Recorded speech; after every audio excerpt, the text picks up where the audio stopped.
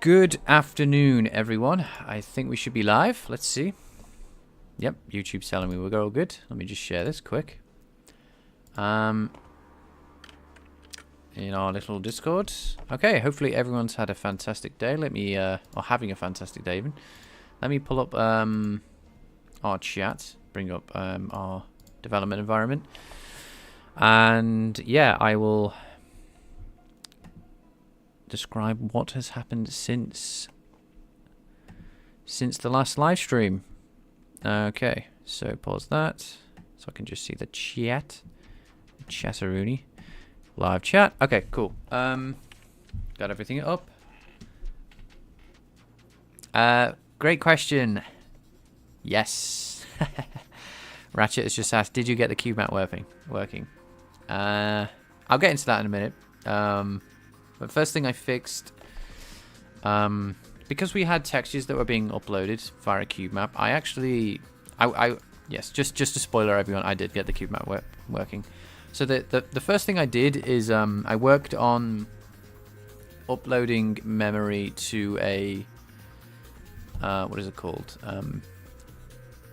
To the GPU. Instead of doing it in 6 instead of doing it in 6 copies, I do it in 1 now. The only downside is I have to iterate over an array that then incrementally offsets into a large buffer based on the image size, and that slowly copies the data over. Effectively, I found that I was having a pointer to a pointer. Sorry, I was having a pointer to pointers.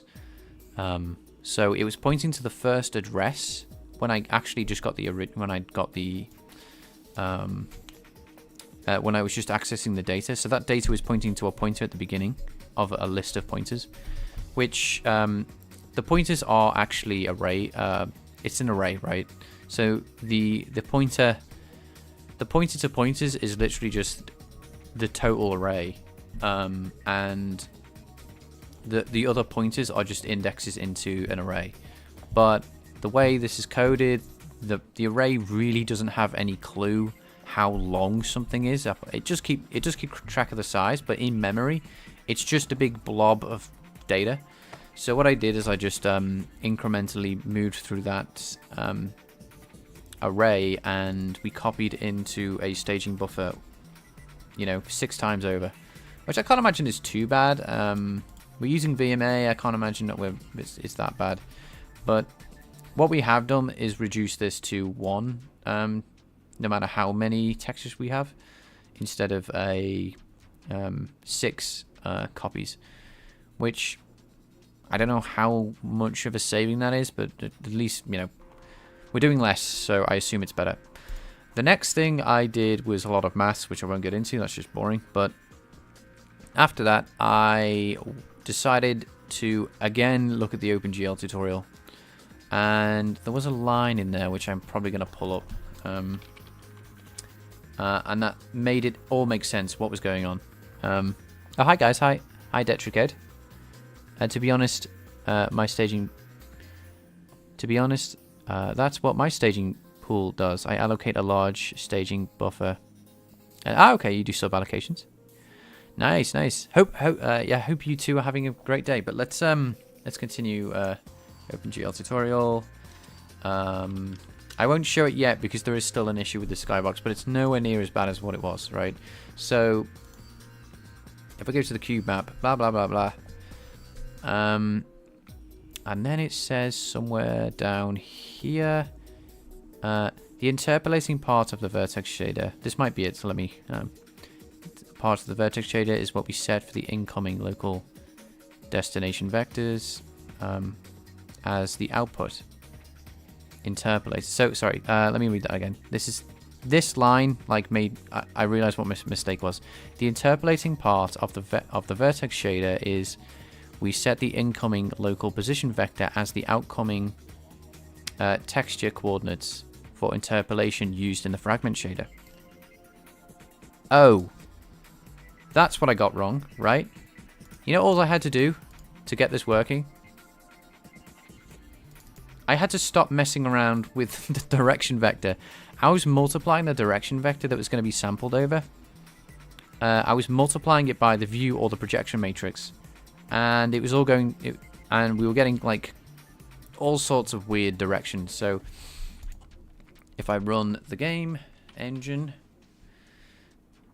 you shall see a skybox, although the textures aren't lined up. So this is what I've been working on just before the stream. So rotation makes sense, right? We're inside a cube. We see space, and I can travel in this direction infinitely, and it won't get any further away. But that made a lot of sense when I read that. So we're going to be fixing this. As you can see, there are seams. Really obvious where the edges begin and end. What I've been trying to do is figure out what the top, bottom, left, right, forward, and backwards textures are for this particular skybox. And yeah, this is the first thing we're going to be fiddling with. I've got this one done, this seam. And I did have another seam done, this one. So once we've got this all connecting together, we should have a lovely skybox that we can actually do something.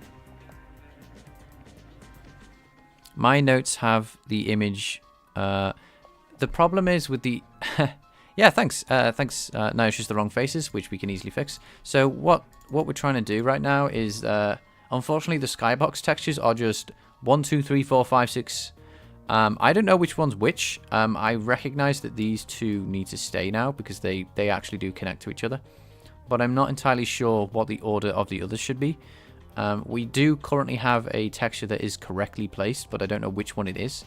It's maybe the 6. So we're just going to be fiddling around with this. After that, what I think I'm going to do, which I don't think it's going to take that long, is the scene is a bit small. When I actually put the skybox in, I realized, like, oh, yeah, okay, I guess, yeah, even if I was to go at normal speed, so this is like 10 times the speed, but if I was to go at normal speed, you can very quickly get out the asteroid field and just fly off in a direction for like forever. And you kind of like leave everything behind. So what I'm going to try and do is make all these asteroids way bigger and way further apart, and also have it so they don't show up in the middle, right? Because I don't want basically the random number generator to spawn a rock right where the player is and then immediately kill the player. So we're going to be working on setting up like a little safe sphere / square. I'm not sure what it wants to be yet. And we're going to push all these out. And after that, I think if that works really well and we get that done, I think then we've got to add a player to the game. And yeah. Yeah, bigger is going to be relative to your ship, right? Yes. Yeah, trial and error, lol. Unfortunately, that's... I don't know what 1, 2, 3, 4, 5, 6 mean relative to the texture that we're actually using. So, yeah, it's going to be...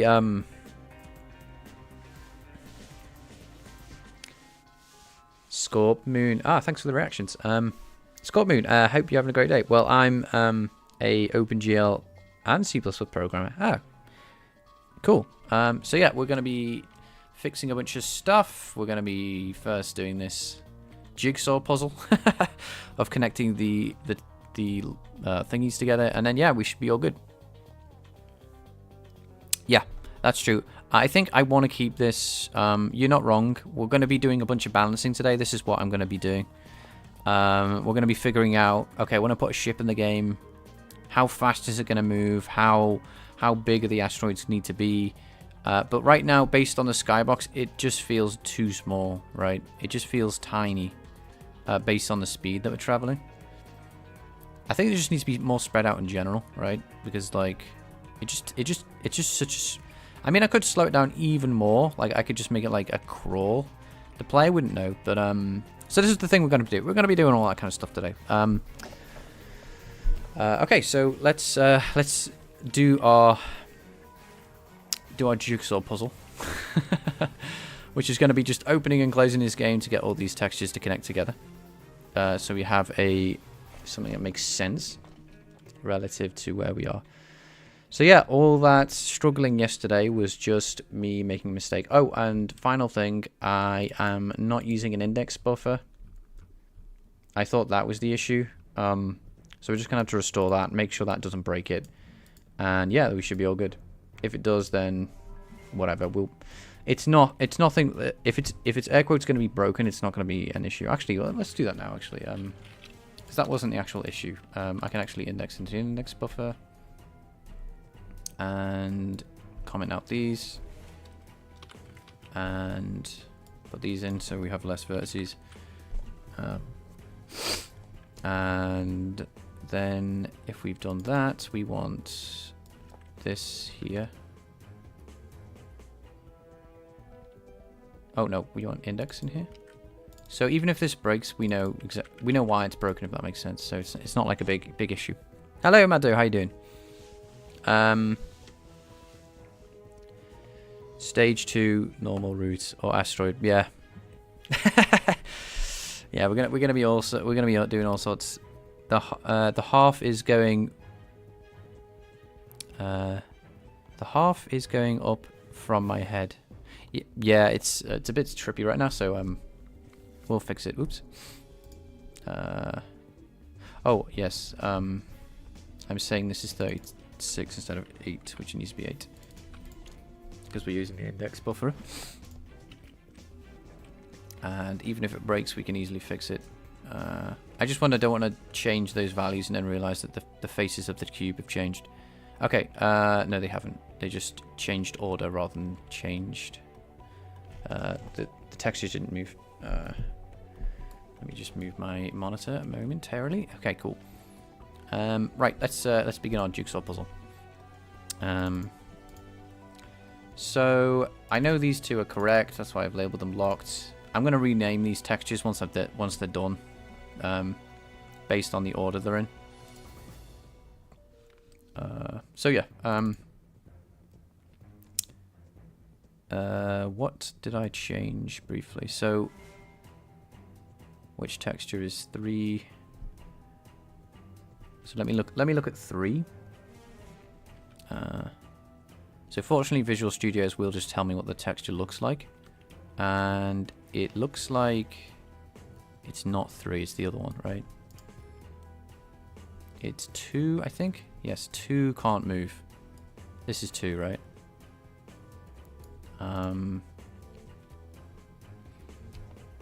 Yeah, I got the skybox working. It's great, isn't it?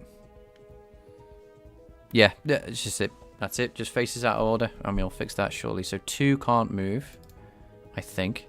So I'm going to say locked. I hope it's connected to 4 and 5, because that would be nice. If it's connected to 6, then we've just got like a...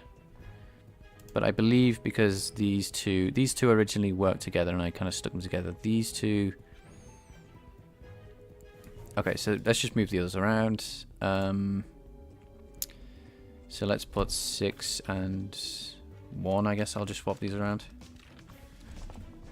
6 and 1. And what have we got next? Let's get out of here. I have managed to break everything. So it's not connected to the ones I thought it was, which is annoying. So let's go back. So this is the problem with this jigsaw puzzle that we're trying to fix. I don't know what pieces are connected to what, if that makes sense. So it may look like I've worked it out, but it's like, okay, if 1 and 5 are connected to each other, but it's actually like 4 and 5, I can't actually know. All I know is like, oh, I shouldn't do that. So, but I'm getting close with 3 connected, because the more I get connected, the less I move. So yeah, bit of a. I was desperate trying to get this to work before the stream, but if I delayed it any longer, I would be late. Interesting that these are connected. No, they're not connected. It looks like they're connected. So I can't move, by the looks of things, 3 or 1. So maybe we got that wrong. Let's try 6 and 2. I'm pretty sure 4 and 5 can't move. There's oops. Let's do that again. So that was 5. Hang on, did I? Okay, 2. 2. And 2 and 6.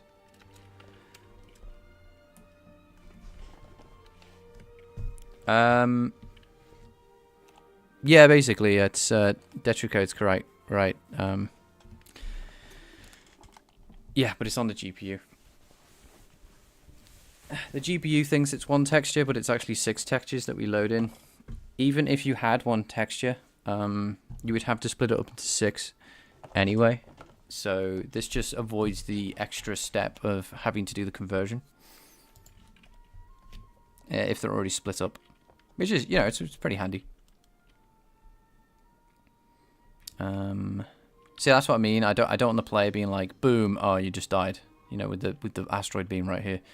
So we've got to make sure the asteroids don't touch the player on spawn, getting spawn killed by asteroids. Because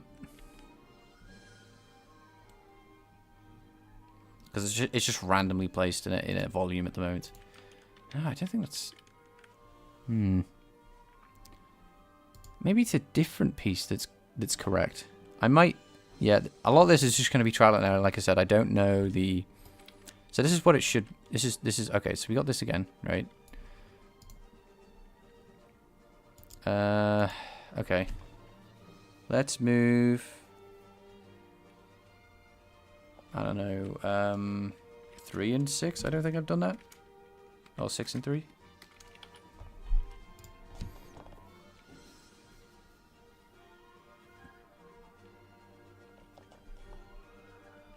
Yeah.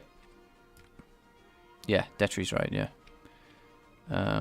Where is... Okay, so this connects to this. Okay, we didn't break anything. Did we connect anything?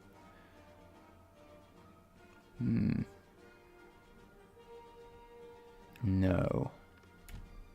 But that was decent, I guess. So what did not break? So that tells us what's...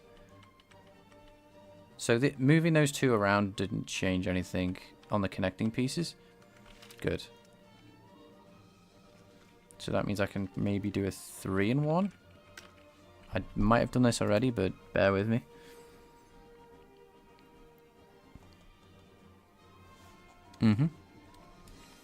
I wish I had like a way of mapping these onto a cube that made sense.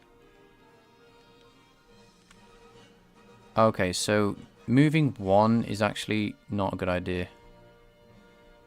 So one can't move where... No, 3 can't move? Sorry. Let me try again. I don't think 1 can move. Oh, you're back to normal? Yeah, okay, so 1 can't move. I'm going to try and lock that one and unlock. So 3 and 6 can move. This is not correct, I don't think. And I hope I'm not on this for a long time. Yeah, cut to 3 hours later. I finally got it working. I fingers pray this doesn't, you know, take me forever. Although I'm laying out images. Oh, that might be a good idea actually. Yeah, let's do that.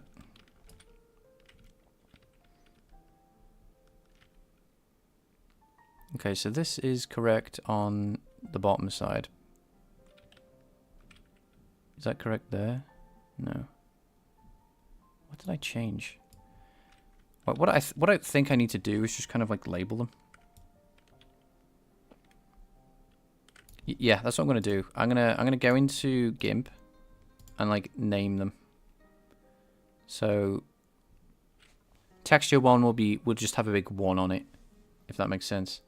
And texture 2 will have a 2 on it, and texture 3 will have a 3 on it. So we can actually see which texture is what, and then we can actually piece them together, I think, a lot faster than what we're doing. And then we can just remove the numbers at the end. So yeah, a bit of random debugging today. Oops. So let's open up Paint, or anything really. Where's Paint? So we ask Copilot. Paint, where are you? Alright. Now we just take... no, we did actually need to do that, because then we can just take this. And file open. This. Okay, so 1. So this is texture 1.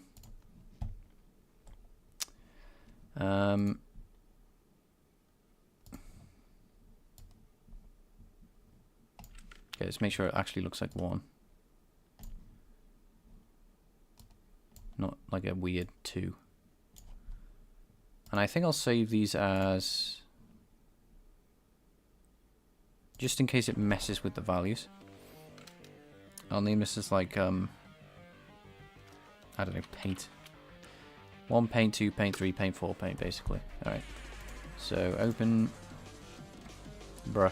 Why didn't you remember where I was?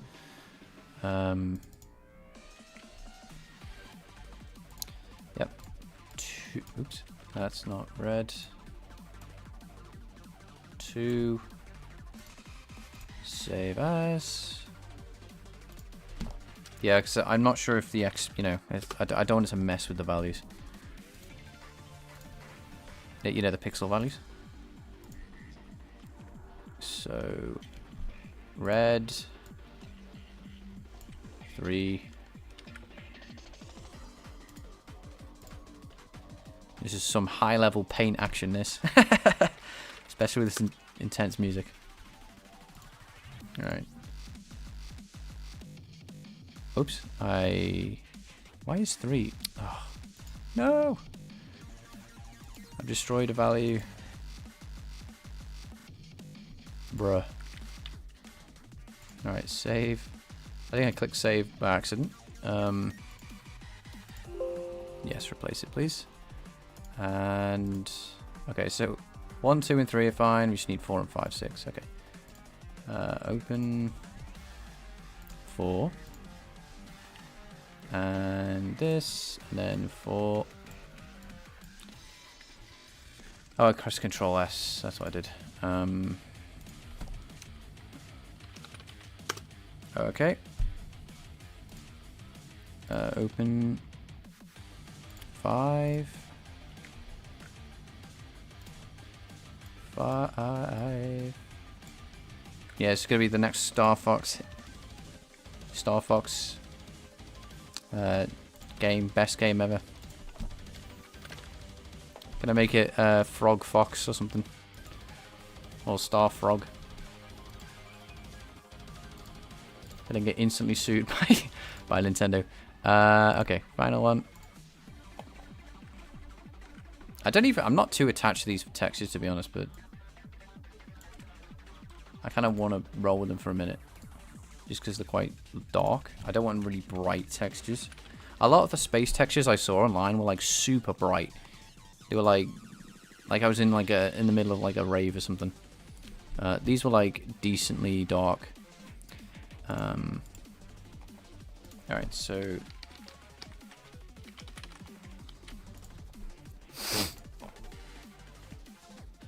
6, 7, yeah.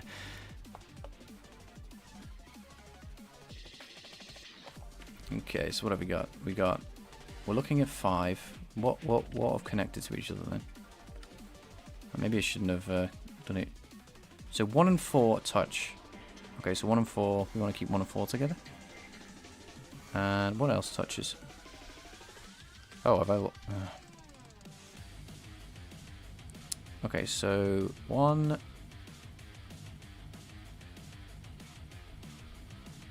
So 2 is up there. We have 3, so 1 and 4 are actually ones I don't want to change. Well, their location anyway, relative to each other. I obviously want to change them, but I want to make sure when I change 1, I want to change 4 together. Anyway. So if I move 1, 4 needs to move relative to 1. Let's see if I can do this right. So if I move 4, I don't know where 4 needs to go, down or up. Let's chest this. So 1 and 6, and 4 needs to move. So 5 4 or something like that, right? Because I also need to know like the positions where they are need to be the same. Right, so okay, so 3 and 4 have now connected. Oh, interesting. Okay. So if accidentally, I think that was wrong. So when before I did anything, this is so complicated. So like awkward. And 4 needs to come down now. I want to keep 4 and 1 together. So I'm going to be saying a lot of numbers. That doesn't make sense to me, but okay. 5, 4, 6. How is everything connecting now all of a sudden? So we've got 6, 4, 1. But that now 1's in the wrong place. I'm so confused. Okay, 5 is not connected to anything. So 5 can just move. 5 and 3? Let's swap 5 and 3 around. So 3 and 5. Where's 5? So yeah, 3 and 5. And then we're never doing this again. Can you comment each line where it is? No, because it's like relative to each other.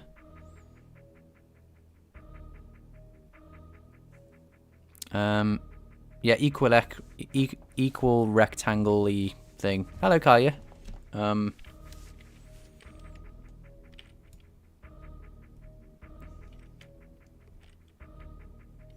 So it's like if I move, for example, 3 and 5, it kind of changed everything around because it's like the order which they're being uploaded into the memory. So it's a bit fragile, unfortunately. But we'll get there. It's not too difficult. It's just like 2 and now 6 are connected somehow. And I haven't changed 2 and 6 at all. It's just like they're different relative in the list. So 2 and 6 need to like stay there if they need to be connected to each other. But if I don't know, swap 4 and 1 around. Like this. Like it changes like the memory, I think. So there's like one combination is going to work, I think. Which is kind of awkward. I don't...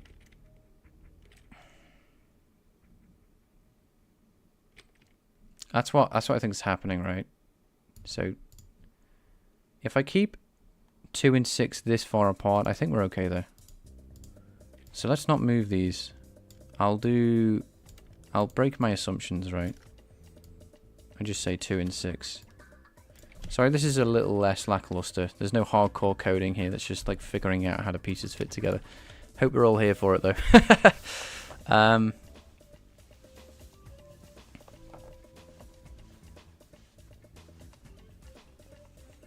I usually find HDR environments in equatorial projection. I think that's what it is. Equictangular. Yeah. I just don't have to do the conversion. But then again, it might be... the thing is, it might be... yeah, arrays should be contiguous, yeah. But then again, I don't know how to compress... I've not dealt with compressed textures yet, which is definitely on the table, on the cards. When it comes to what to do next and stuff. Anyway,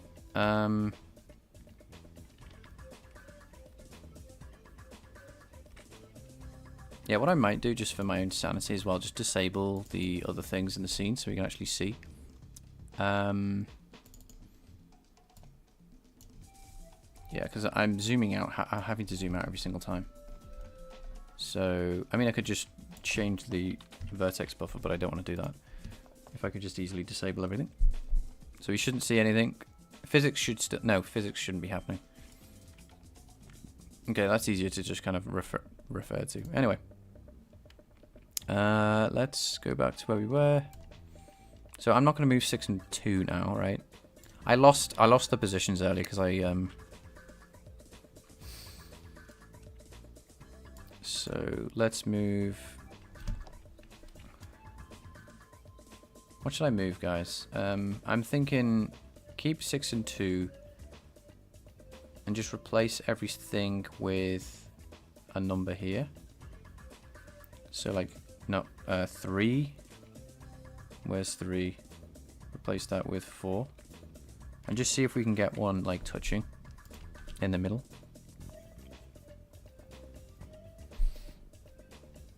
Yeah, it is a mouthful, that word, isn't it? Equi rectangle. Okay, 6 and 2 is still good. Is anything connected to anything else? We want everything to connect to... Let's just say we want everything to connect to 6, right? Let's ignore everything connecting to 2. I think that's what I did. That's the mistake I made last time. So everything relative to 6 needs to connect. And then we can figure out from there. That's how we're going to do it. That's how we're going to do it. We're only going to concentrate on 6. Don't concentrate on anything else. If it connects to 2, it's not correct. Because let's just say like it's like all the faces need to connect to one face. Otherwise we end up like building a chain of things that don't connect. So what faces need to go next to... So we 2, that didn't change anything. And let's go with... So we got 6, we did 1, 2... Did we do 4? No, we did 4. I don't think we did 1 here, actually. And 5. So yeah, we're only interested in anything connected to 6. If it doesn't connect to 6, then we don't care. Okay, so where's number 6? Anything else? Nope. 2's fine. 4. So here's 6, right? We have 2, 5, 1, and 4. We don't have 3. Where's 3? So 3 is the furthest away from 6 that we have, right? So 3 is the bottom. 3 is the opposite of 6. 3 opposite. So this position is the opposite side to 6, which is locked. We're gonna just keep that there. So this is the opposite side. So all the faces that need to connect are all above here. So all these need to connect. I'm gonna get rid of this for a minute. Oh no, 2's fine there, yeah. So remember the problem we're having is things only connect to 6 in one side. So 3, 1. So let's move 1 out of the way. And one of the textures don't connect at all. And I don't know which one it is. No, wait, that's wrong, isn't it? Oh, I'm so stupid. I'm so stupid. I just realized something. Okay. We've literally got to make... I'm so stupid. I just realized something. Like, let's open up GIMP, right? Let's do this for real. We need like a huge... I'm so stupid. I just realized like my mistake. That only works for one face of the cube. That, you know what I mean? Like, I'm so dumb. Let's... I don't know how big this needs to be, so... I'm just making it massive. What we need to do is figure out what cube face everything needs to connect to. So, for example... okay, that's way, way, way bigger than I thought. Can I shrink these down? Images... Sorry, I'm not looking at chat so much. I'm a bit of a... I just want to get this... If I get this done, I'll catch up with everything, I promise. But I just realized a net of a cube is not... Jeez, I literally... I'm so dumb. Alright, so let's go 64 to 64, bro.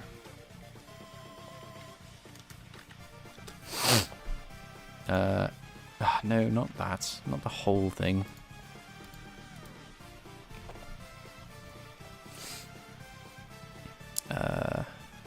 Can I just scale this? I want to scale that specifically. Select.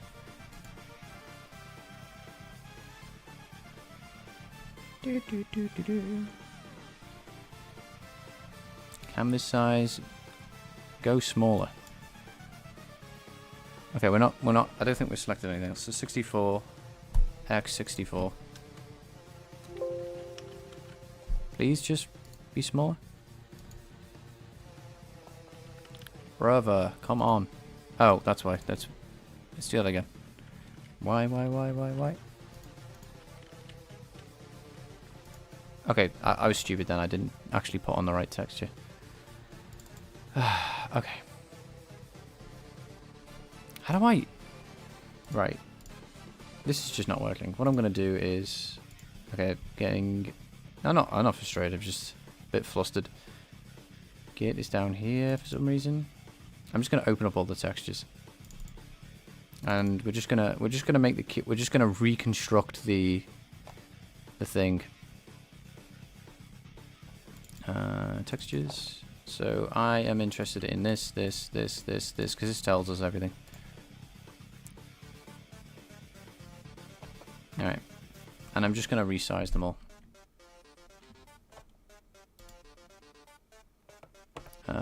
Or I can just make a massive dock-off size image, but then we're moving so many pixels, I think it's just going to... So, image...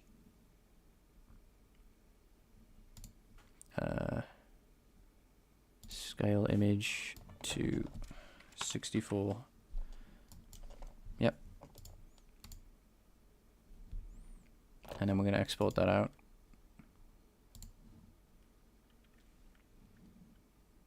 Now, obviously, we're not going to... No, we can't do that, can we? Very annoying. I'm going to call these GIMP, right? Sorry, this is a bit flustery, a bit flustered. I don't know why. I feel like I've had too much caffeine or something. I've had 2 cups of tea today. It's never a good sign.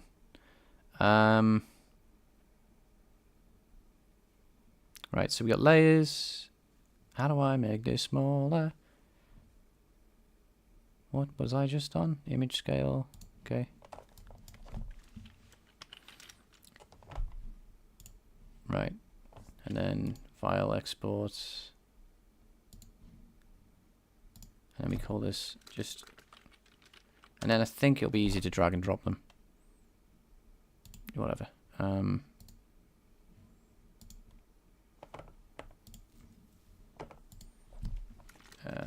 GIMP. Nope. I didn't scale the image. Hopefully everyone's having a fantastic day. What have you guys been up to anyway? Have you I know I've been doing a lot more maths recently to try and the idea is anyway is like I wanna be able to get not stuck on like things when it comes to like graphics theory. So that's why I've been doing that. Yo, how you doing, dude? Keep it up, man. We need this culture of coding and tutorials back. I love that, dude. Thanks, Sass. Yeah. We'll yeah. Once we figure this out, this will be like a this took no time at all, but we've got to construct a jigsaw puzzle effectively. Because I don't know which texture it's going to be, but one of them needs to connect to all of them, and it's not necessarily this one. So scale image again. So I don't, because this might not be the center image, if that makes sense. We need to find the center image, and then we can connect everything to that center image, and it'll take like no time at all after that. It's just I don't think 6 and 2. Just saying 6 and 2 connect. It's like that may be true, but when we've got a net of cubes, when we've got a cube face, we've got to make sure that they all connect in this pattern. What I'm talking about is this, right? I want to construct this, so then we can go, oh, the front one is this, and they all connect here and here and here. So that'd be like maybe 1, 7, 1, 5, 2, and 6 or something, or whatever I just said. You know what I mean? Like it's not obvious. It's not going to go 1, 2, 3, 4, 5, 6.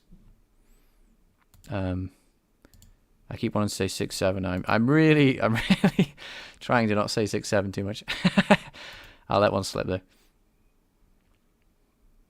I don't know how that's been so popular, to be honest. Anyway, so we simplify this.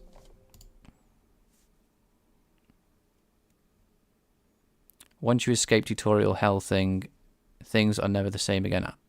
I don't know if I would say I'm escaping tutorial hell. What I feel like recently, because I'm trying to be more independent with what I'm doing, and I think because of that, it's not that I've escaped tutorial hell per se. It's I'm not relying on books as much, and I've noticed that the books that I've read have just got mistakes in them, like all the time, and it's a tricky one. So so that's why it's a bit like, oh, I've got to study extra hard now to make sure that I'm developing. I don't know where I would put myself, right? It's hard to say what your skill is, like what your skill level is. But it's file export as no 2. Let's close GIMP. Final one. Oops, I forgot to do the export.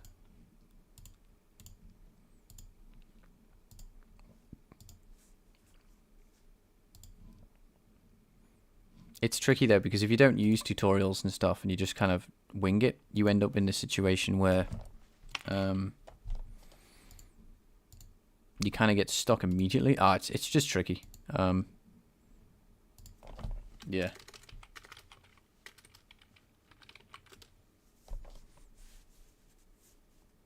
I was coding in Python. Nice. Back to C++. Hell yeah, dude. Oh, okay, yeah. Yeah.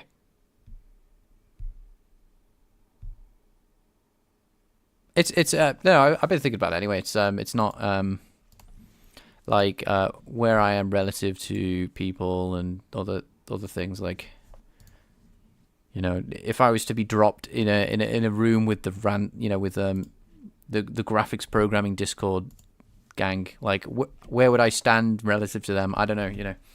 It's and a lot of what I've been doing, oops, the music stopped, is like recognizing that.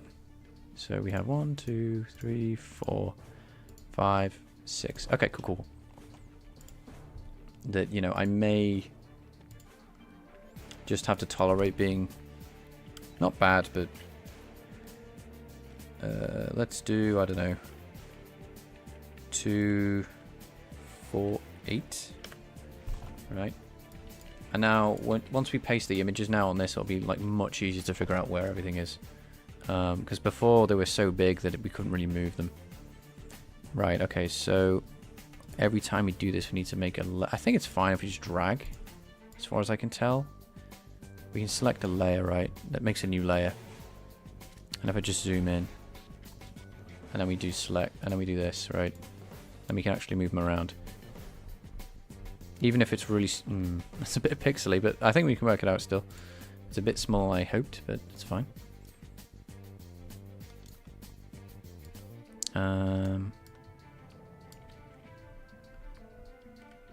Okay, this might be too pixely, but okay, I'm not gonna call it quits yet until we've actually figured it out. I think I might have gone too small. So I hope that isn't the case. But we can still see hard boundaries. That's all we really need to see. It's not a lost cause yet. Well, I don't think it is anyway. Let's drag. Oh, I need to move. Yep, different places so I can see them. And okay. Now we need to figure out which one is the, when we make a cube thing like this, which face is the one that connects to all the other faces. So there's 6 and 2. I think that's what we saw earlier, right?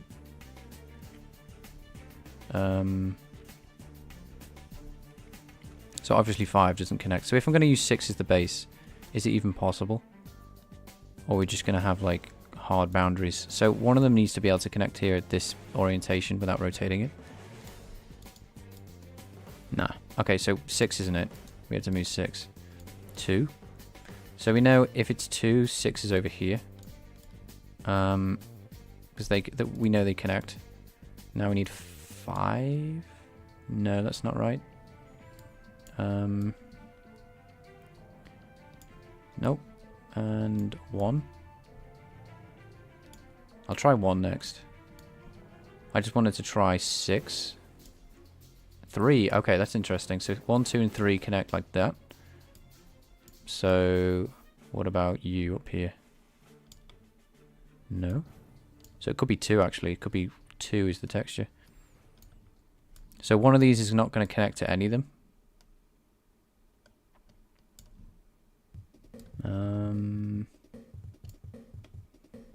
So if I move this to the left.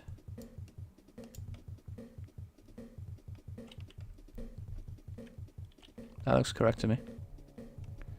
And then... No.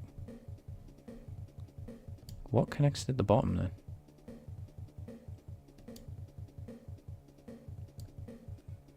Something needs to connect here, otherwise it doesn't work.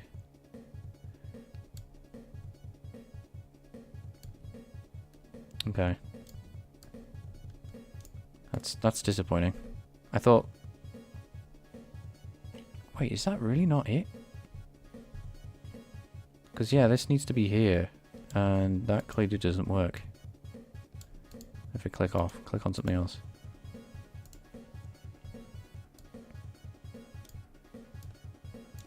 Let's click on background. There we go. Let's see.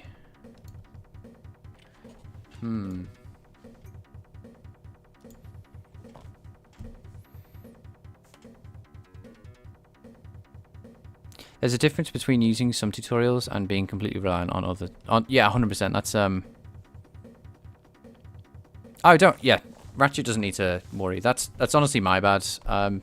Miscommunication. Yeah, there's no like...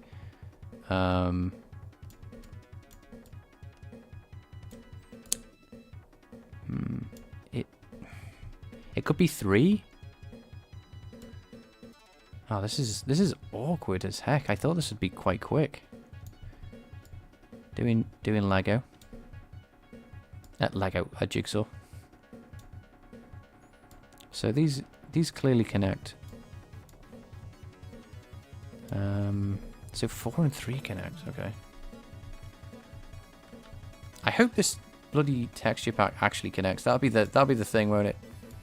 Oh, you expected these all to continuously connect? This random image you downloaded from the internet called Skybox. You are such an idiot. So I'm gonna go with 3. So obviously that doesn't work. That looks like a 6, to be honest, up here. No. 1. Okay, so that's not going to work. What about below? 4. No, I don't think 3 works at all. Come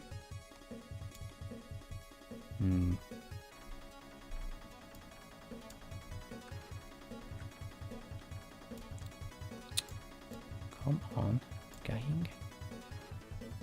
Okay, let's just try 1 maybe. I don't know. So 3 and 4 connect, but I don't think anything connects to that. No.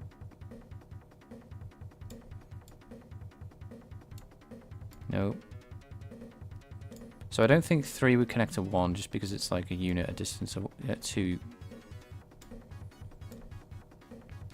No, but no. Maybe? No.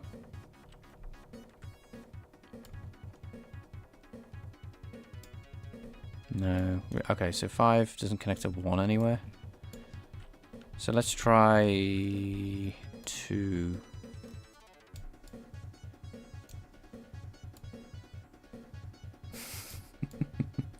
Game development, folks. Takes you to strange places. Okay, so 1 and 2. I'm just going to try and connect them, you know, in any way that I can, that makes sense.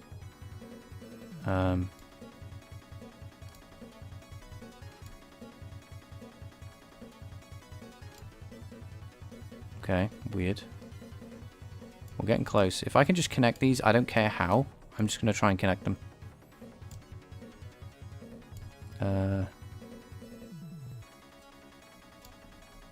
Because then maybe it's maybe the map is different, right?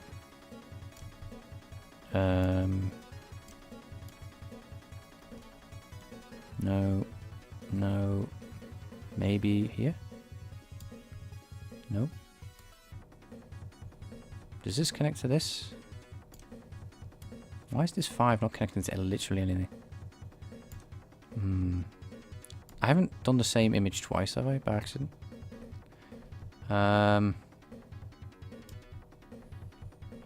So I left one. Can you open the original image? VR Studio is slow, so 1.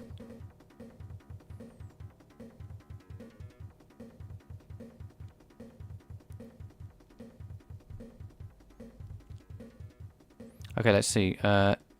Can you... yes, I can... The original image is literally just 6 images. Maybe I can find it, actually. That's a good point. I called it... I can't remember. I downloaded these ages ago. I'm terrible at throwing stuff away. Yeah, so that was the thing it was called. I think... How did I find this? I think I typed...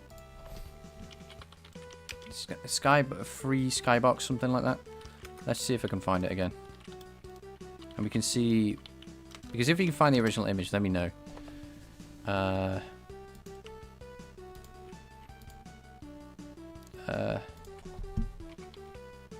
don't know. I'm just going to try a different... Because it wasn't... It definitely wasn't equatorial thingy. It wasn't this type of thing. And it wasn't in a... It wasn't in a format like, oh, this is used in a game engine format, if that makes sense. It wasn't like Unity's image format thing that it has to have in. It was some kind of like indie website. So I'm just going to go through these and just see if I can remember where it was. It was like it was an older image, and it was literally just called Skybox. Oh, this looks familiar. Yeah, this looks very familiar. I think I typed in space Skybox.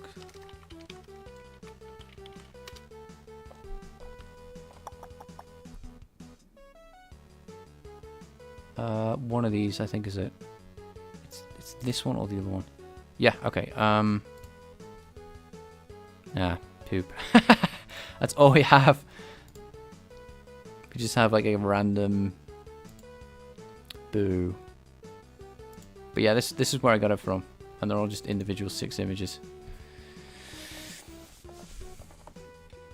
It looks like it's mirrored due to... Oh, interesting. Yeah, it could be mirrored. But I dragged it in. I thought it would be... Ah, if it's mirrored, that's terrible because I don't know why it would be mirrored. Oh, hang on. They connect, right? And you don't connect. Oh, hang on. That's it.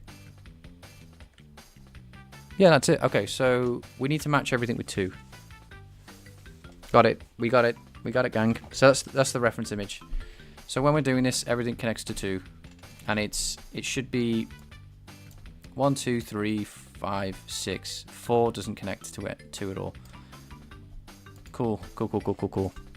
Okay, now we can figure out where we got a gang. And we have, where's 2? 5, 6, 3, 2 is up here. Okay. So we have 6, which means we have, according to a GIMP picture, we have this set up. which is looks correct. So where's 3? So I want to find the one that... Okay, so 4 is connected, is touching 2, and it shouldn't. It should be the opposite of 2. So if we move 2 out the way, if we move 4 out the way, then that's the thing. It's much easier to move 4 to a completely different place. So 2 is there. And... Oh, it needs to replace... Oh, we can see what it needs to replace. That's dead obvious. That's obviously... So 4 needs to be replaced with... So where's 2? So there's 2...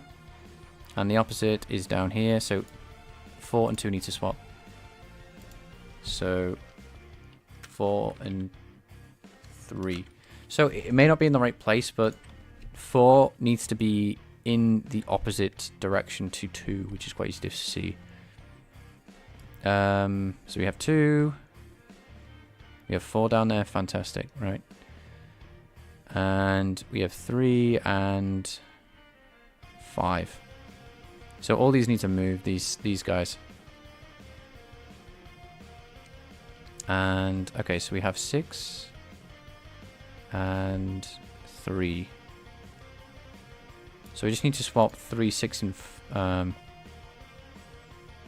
so 4, that needs to stay still. So all we know is 4. I'm just going to keep these together. Yeah, we don't need that now. And... 1 and 5, we'll swap them around, see if that makes any difference.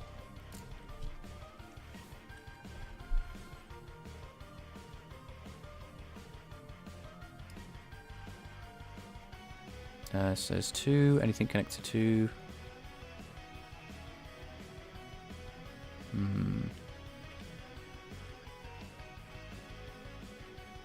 Oh, I'm moving my camera. I can't move my camera. No.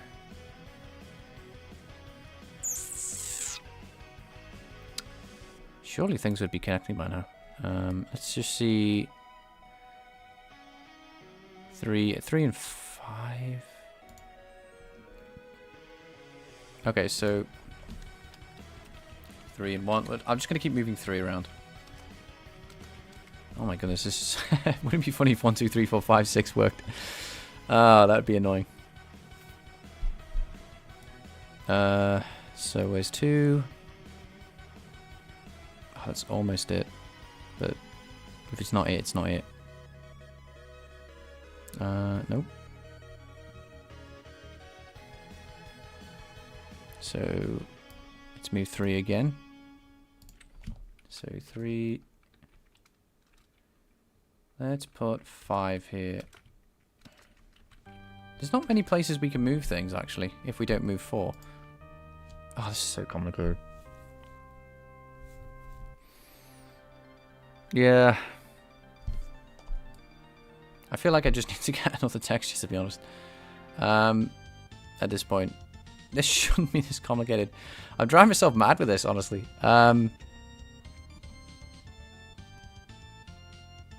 Because there's only... If we look at...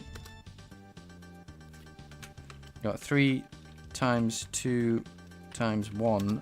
We only have like... That's... If we duplicate every single...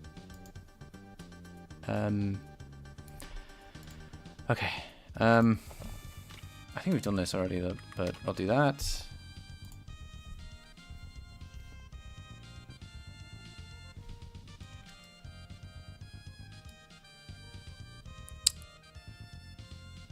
There's 2. 2, 5, 3, 1. Nope.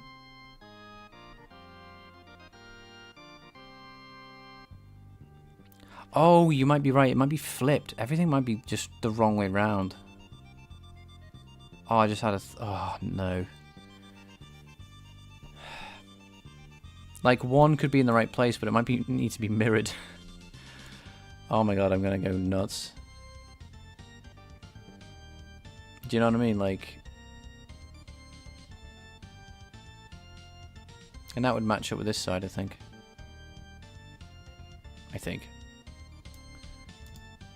Oh no. Because then it doesn't matter which way I order these, because we're not going to get it right ever. Alright, just a bit of copium. Let's just do 5-1. And I think we're going to have to either come back to this when I'm not streaming, so everyone doesn't go nuts. Yeah, I'm going to have to try that. What I actually just said there. But yeah, let's flip the images. So there's an SDBI flip image function that we can call. And hopefully, obviously 2 is going to change, the 2 is going to break, but I can't remember if we do this before or after. I just hope that when we flip them, we can flip more. SDBI flip vertically on load. Yeah, I think that's how it works. Yeah, hopefully it's just a flip in the Y direction, which is typically what you have to do. So obviously everything's now upside down, but I'm just going to rearrange everything. Just keep 2 there. If we can't connect anything after what we've done, I might just leave this until we're off stream, because I don't think it's not like I'm super concerned with like content or whatever, but this is a jigsaw puzzle. I can torture myself with this. I don't have to torture you guys with it, basically.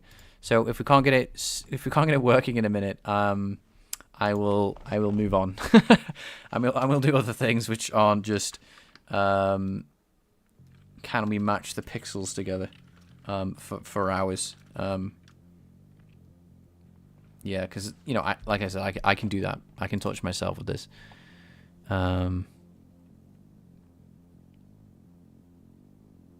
Yeah, we should try that actually. Like 1, 2, 3, 4, 5, 6. Yeah, let's.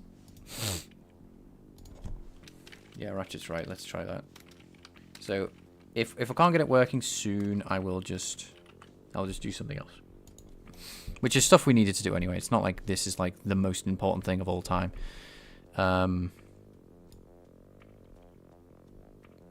No. Where's 2 now?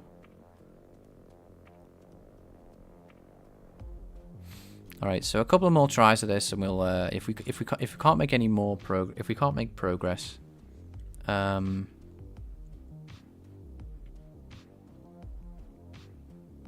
Oh, this is really strange. It's the other way now. Then I'll move on. Like I said, I can torture myself with this. Okay, so I'm gonna do a couple of extra switches. Let's do 3, 4, 4, 4 there, 3 here, and 6, 5. I don't know.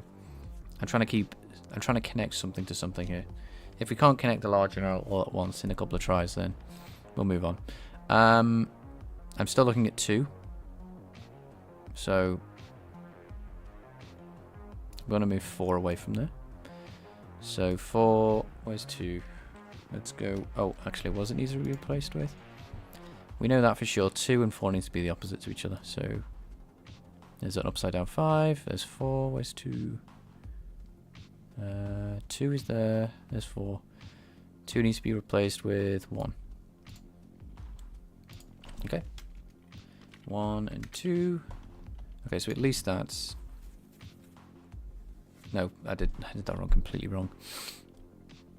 But I think at least 2 is going to be moved, but I think 3... Sorry, I was stupid. So 4 needs to be replaced with 1. So 4, 1. And I replaced 2 for some reason.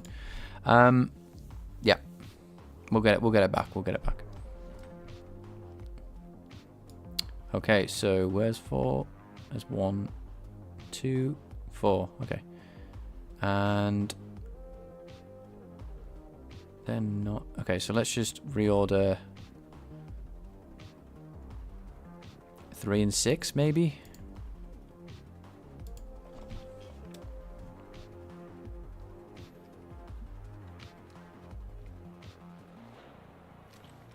Uh, 6 and 3. Yeah, so what I'll do after this, I'll give myself 5 more tries, and I'll call it there. Otherwise, I'll just keep going and saying, because I always feel like I'm one move away. I'm like a gambler at this point. I'm like, it's about to happen, guys. It's about to happen. We're about to get it, and no. So that was number 5. So this is the 4th try. 4th life, if you will. 5, 3, and then we'll just move on. I can torture myself with this. Oh, thanks, Jerry Jinx. Yeah. No. Oh, 5 and 1. Okay, yeah. We'll do 5 and 1. Okay, let's do that. Let's change 5 and 1. Someone said in chat. Detry code. What were we? So 5 and 1. Gamble core, yeah. I'm very. There's a reason I've never gambled in my life is because I know I would be hooked on it instantly, bro. There's 5 and 1 swapped. Like it would be terrible. One thing I could just try is just having this back in, right? No, this didn't work before, so I don't know why I'm thinking that's going to work. But I am curious, right? That the order of these is different. So if I was to do something like this, oops, this is going to change how the textures are worked out, right? So that's how we would flip the look. See, like, oh no, 1 and 4 don't connect really. There should be that's how we would rotate the cubes. But this needs to be true for every single cube. Anyway, so I'll put that back and we'll try a couple of extra swaps, and then for your sanity's sake, I will move on. I think it needs to be mirrored, but the entire thing at once. Oh, I don't know how to do that, basically. So 3 and 5 with... Okay, yeah, I'll do that. 3 and 5. So 1 and 6, 3 and 5. Yep, I'll move that down. So 6 here, and 1 here, and then 3 here, and then 5 here.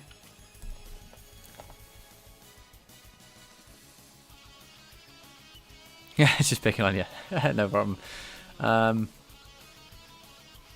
This is not what I expect to be stuck on at all, to be honest. So there you go. 2 and 1 are for some reason connected to each other. So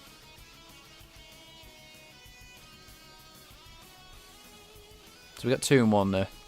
That's legit. That's legit. The rest, no, they are not working. Oh, and 4 and 1 and 4. Look at that. 1, 4. We got 3 connected just on that one move.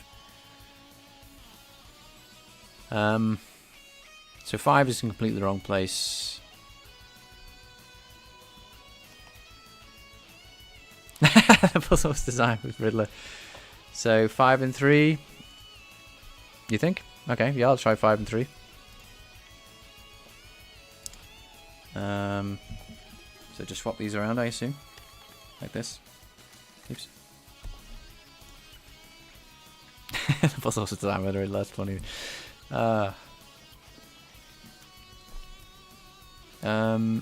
So we have... Oh wait, look at that. That's connected. That's connected. And I think 4 are connected. Oh, everything's connected. Look at that. So now the only thing that needs to swap is 5 and 6, maybe? Are we about to be there? Are we about to be there? Are we about to finish? 5 and 6. Swap 5 and 6 around. Where's 6? If this doesn't work, I don't know what will.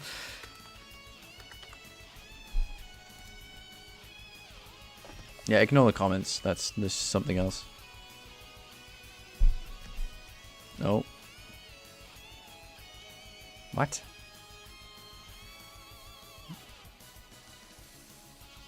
Why are 5 and 6 not working now? Oh my goodness. What we could do, okay, so we know that, hang on, let me look at the numbers. 1, 2, 3, and 4 need to stay still, but they need to move relative to each other. So we could like move them all down one, if that makes sense. What I mean is, so if I move, for example, 5 and 6, it'd be like move everything down. So, oh, hang on, let me just not lose this because I don't want to lose this. Yeah, that made by the Riddler. So that's the one that's locked in. But what I'm thinking is, right. So this becomes 6, 1, 3, 4, 2, 5 type shit. You know what I'm saying? So we've just all we've done is moved everything. We haven't actually changed the position relative to anything else. We just moved where it needs to be.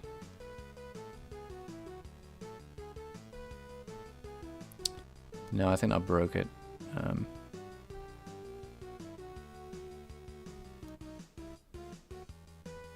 I think I'm on the right track, though. I think maybe if I just do that somehow. But anyway, let's.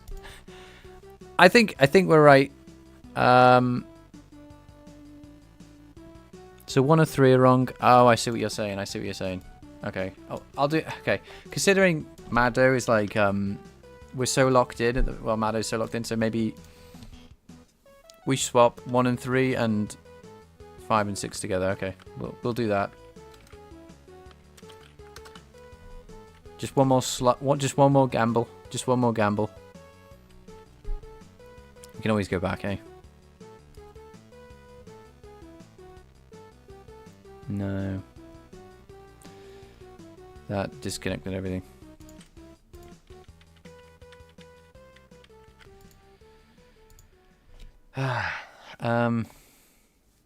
I don't know how to make this work. Okay, they're all connected.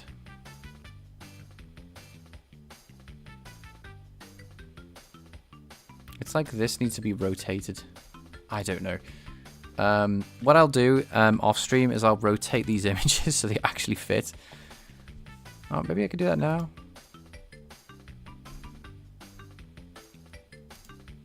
How about we just rotate the images like 5 and 6 until it fits? I feel like I'm taking too long on this. No, either swap 1 and 3. So 1 and 3 are swapped, or 5 and 6 need swapping. Swap 1 and 3 only together, then swap 5 and 6 only. Oh, okay. Right. Okay, I'll do that. One more. Okay, so 5 and 6. Oops, that was just. And then 3 and 1. Right? Is that what you're trying to say me? I'll run that, and if you can shout at me if I got that wrong.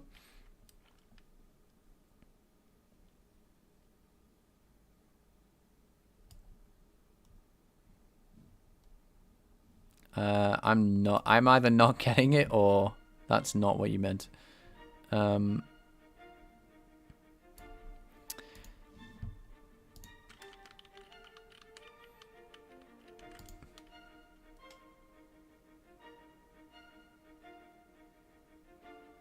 Two is front, 4 is back, 1 and 3 are connected. Yeah, literally what I could do is just rotate the images. I feel like that's the problem at the moment. Like I could take 5 and 6 and rotate them. I could literally go like, okay, I don't know, swap 5 and 6 around, right? 6 and 5. Let's just look at the. I just want to see if it's even possible for, like, it looks like it's gonna connect. I don't think 6 could connect with anything there. Okay, so we need like a dark area on 5. So if I just like rotate this by like 90 degrees, like over here, this like clockwise or something.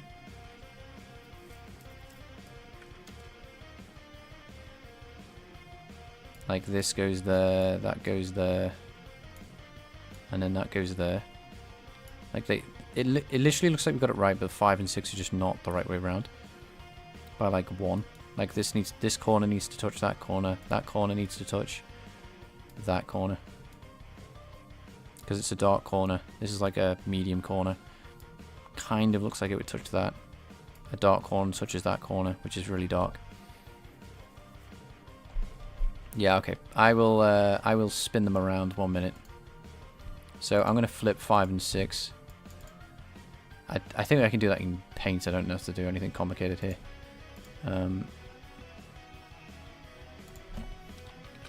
So I'm just gonna rotate them by and save them rotated. So 5, if we take 5, remember these are like, so we take 5, open,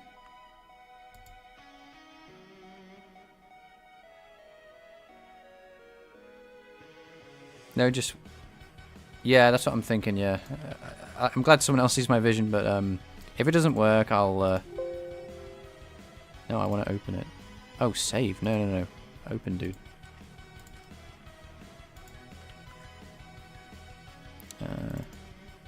So literally I'm just going to go, I think you can rotate these like that. I don't know which way's which, so if 5 works, I'm just going to rotate it 90 degrees to 2 different ways. No, 90. So this will be 90 degrees. Actually, let's just. Do you want? Oh, there's no transparency, bro. It's fine. So 590, and then we'll do a 270 version. And then we officially have a skybox that works, assuming that I haven't messed up. So 5, yep, that was it. So I just need to rotate 6 by 90 degrees and then we're done. Okay, so we were never going to solve it by swapping just alone. That's very, very awkward. I have no idea why this is so difficult. I honestly don't know. 6 and then rotate by 90 degrees. File save as. This might be. Yep, it's fine. And 90. Hooray, we're free.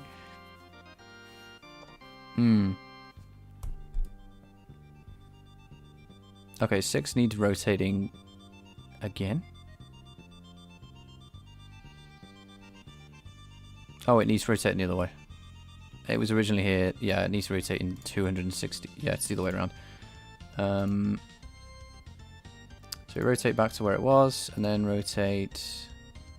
Okay, we just did 1, 2, 3, right? So it needs to be 270 for this one. Yeah, I think you're right. This is like a very non-standard texture thing. Let's open up. And that was 6, so 270. Yeah, because it's on the other side of the cube, so it's going to be rotated the other way. I think that's what we observed there. Did I save it? Yeah. If I didn't, we can we'll get a crash. 6, 7, we got it. Yay! We're free. I mean, we still got the numbers to deal with, but yeah, we have a skybox. We have a skybox.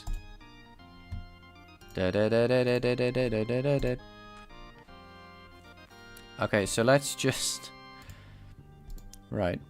So what we need is, yeah, let's get rid of the numbers. So if I right, let's get rid of the numbers. This won't take long at all. So 1. I'll have to do that in a minute. The rotation. Let's just see them without I'll do the rotation in a sec. I just want to make sure the middle bits are connecting. Yep. Okay. And obviously we have 5 and 6 up there, which we can get rid of. But we just need to rotate them. So file, open 5, and then rotated 90. And we can just save that. Yep. And we need to open up 6. And then do 270. So 6, the non one. So 1, 2, 3. I know I could have just gone left, but I just want to make sure I got it right, you know. And get rid of this. We put 6, just 6. Okay, that should be it. Yeah. Yeah, okay. We got it. We got it. We actually got a bloody skybox working. Oh, there we go. I did not expect that to be that difficult. Holy. And look at the order they're in. Right, we'll just I will mess around with the namings and stuff like that and figure out what went on and why that happened later. And the flipping and all that kind of stuff. So anyway, let's bring back the rest of the scene. Anyway, let's actually do what we were going to do. Game development, eh? What a what a mad thing. Paint development, more like. Yay! Congratulations, let's go. Yeah, I'm a paint developer, not an engine developer. Okay, so I'm gonna turn off this for a minute because it's kind of. Oh no! The flipping has messed up these textures. Okay. Maybe we don't need to flip. I hope I don't. I thought I did it only here, but it's obviously carried through for everything. So what I need to do is find the other loading code. Actually, that's actually so every time we do this, we need to turn it off now because okay, we'll just comment this out just to see if it breaks or anything. Maybe we don't need to have to worry about the flipping. Maybe we don't, but if we do, I'll put it back and then we'll yeah, okay, we do. And oh, it's actually only this. Okay, so let me rotate these back, all right? And then the textures on this aren't broken. Yeah, so the textures won't be broken on this. Let me just rotate these one more time. And it's just the way I rotated them. Yeah, so this needs to be 90 degrees. Yeah, it's so 6 and I think that's 6 at the bottom. I can't remember. But I'll just rotate it until it's correct. Yeah. Until one of these is correct. So nope. Which one's which? I will find out. So rotate 90 degrees. Which one is this actually? Let's have a look. It's the okay, one with the stripe through the middle. Yeah. What song is this? I'll get up in a sec. So it's not that one. We're looking at the top one. So I think it just needs to be rotated one more. It is this one. Let me link it for you. It's called it's the Katana Zero DLC. But I'll throw it in chat for you guys, just in case you want to listen. There you go. There you go. It's a cool song. Okay, so let's do that again. Where were we up to? So this is the one with the stripe. We just need to rotate this one more time, I think. Yep. Yeah. If I load that again. One more load. Yeah, totally.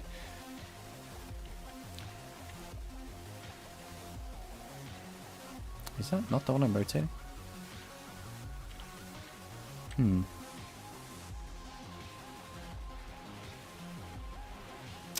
Okay.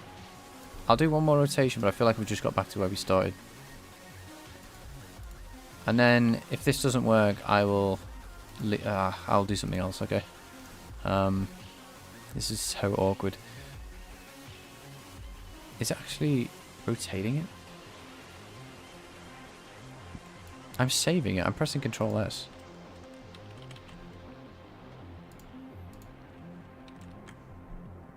Okay, one more time, one more time. I'm just going to do this one more time. Yeah, I think I've just got... Yeah. Oh my goodness. Yeah, let me just... let me put this back, and we'll just disable that tech. We'll just disable this in the other loading code, which isn't ideal, but it's only a global variable, I believe.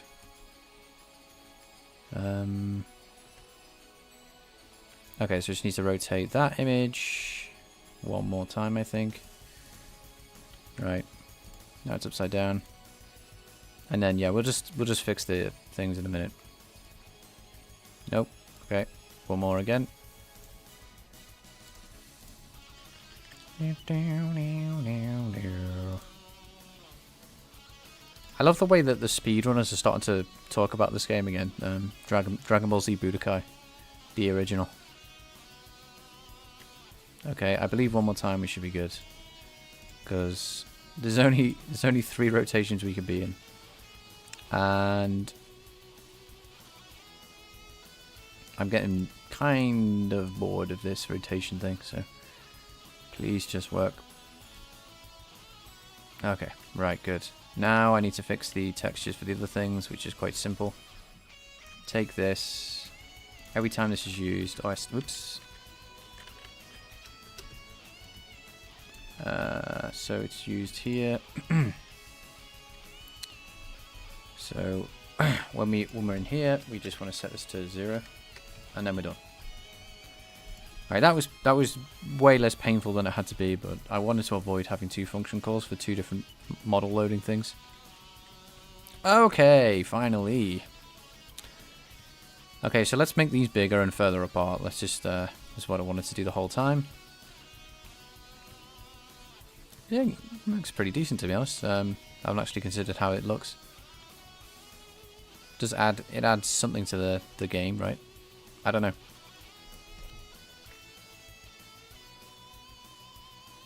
Yeah, what I'm gonna worry about 5 and 6 later. I will come back to it. You might be right. I might just need to flip 5 and 6 around, and then upside down is left, and then I can do the rotation. Oh yeah. We're gonna be. I think at the very least I'm gonna have 2 lights where, I'm simulating a distant sun. But anyway, let's make the scene a lot bigger. That's the first thing we can do. Okay. Finish messing around in paint. I never thought I'd be that long in paint. But anyway, what do I want to do? I want to get into my model. No, not model loading code. The load scene code here. And the scene radius, I'm just going to times it by 5. And hopefully it's all spread out. Like way bigger. Yeah. That's more like it. So if I turn them, oops, I press escape instead of 1. My bad. So we'll kind of judge how this looks at 1.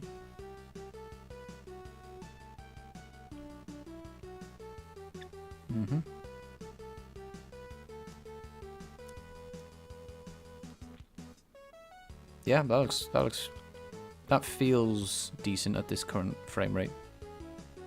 That's the other thing. I've got to be careful of the frame rate because we're updating everything it's tied to the frame rate, the speed, which isn't ideal. But anyway, I just kind of want to get like a feel, really, more than set in stone what the actual thing is going to be. So I need the scale now to be different, which is... Where's the scale?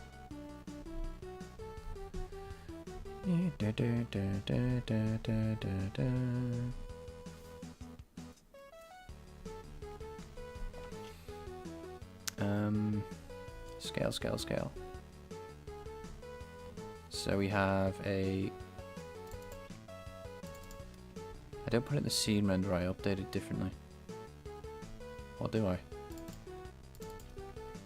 Let's have a look. Let's go in there. No. Good. That's what I kind of don't want. Scale. Where's the scale at? There's the model scale. Where's that used? Oh yeah, I do it once, which I don't want to do anymore. So where's global scale then calculated? Oh, set, sorry. So global scale is set here and there. Okay.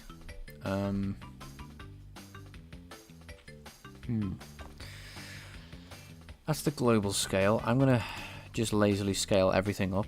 The ducks are also going to be scaled up, which I don't want to do that much anyway. So let's just set this to this.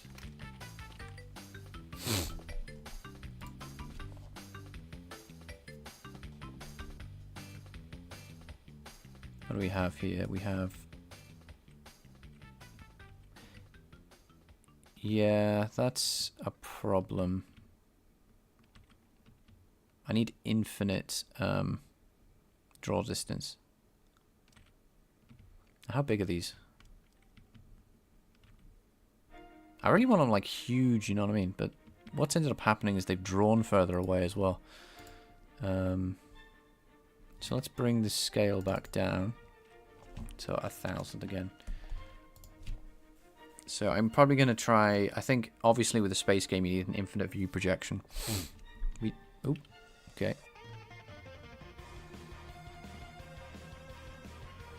So disable that. It's funny that because the problem is we don't have a ship, so the only thing we really have is this light, which indicates how big something is. So let's do the first thing we should do is geez, that's very dark. Make our view projection infinite. I don't know if we how do we make it infinite with CGLTM? Because right now there is stuff that's disappearing off in the distance. Yeah, scary indeed. It's like a black hole over there.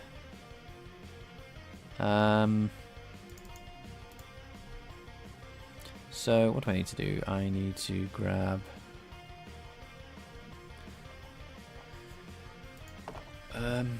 let me just run that again so I can remind myself what I'm doing. Or where to go in the code even. Oh yeah, internal camera. Which I haven't touched in ages. Which is in the app...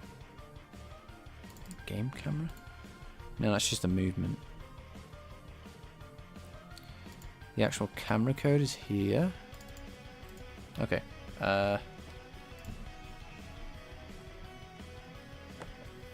So when I'm setting this up, I need the infinite version.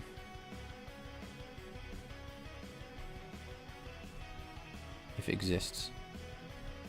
No, not the lookout.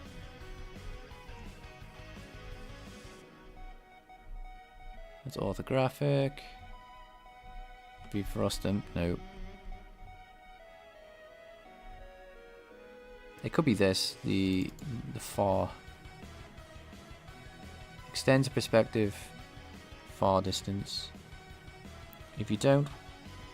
If you do not. Oh, I don't know how to say that. You spelled that wrong, obviously. Once you create a new matrix array. Okay. This function does not guarantee that far is greater than near. Be aware of that. Okay. What's delta for, to be honest? I don't understand.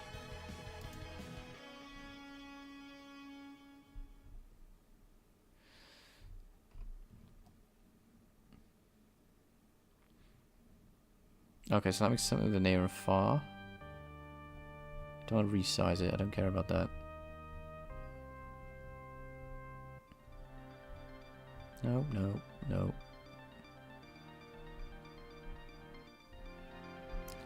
I mean, it's not too difficult to write your own version, but I'd rather use the library than I'm using at the moment, so we don't end up delta far. I'm not exactly sure what this means, but anyway,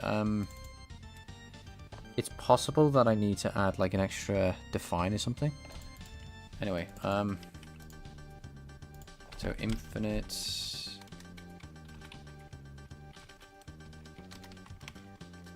far plane? I don't know.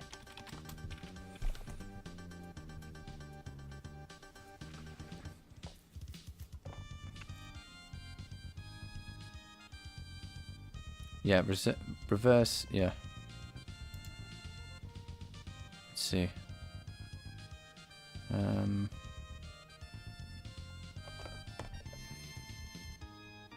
Oh, that's true, yeah. Just these two become 0 and 1. That's the only difference between the two. So if I take the actual view projection matrix, I can actually just do this myself. It is those two as well. It's the two divisions. Right, I'm just going to take that for reference, and I'm just going to... I don't exactly know where this function should be, but that's such a trivial update. To our code, then we can just do this. Oops. So when we calculate the view projection matrix, we just take projection, and we set these two up, which is M22 and 23. Oh yeah, it's complaining about this. And that should be infinite, regardless of what I said about the near plane.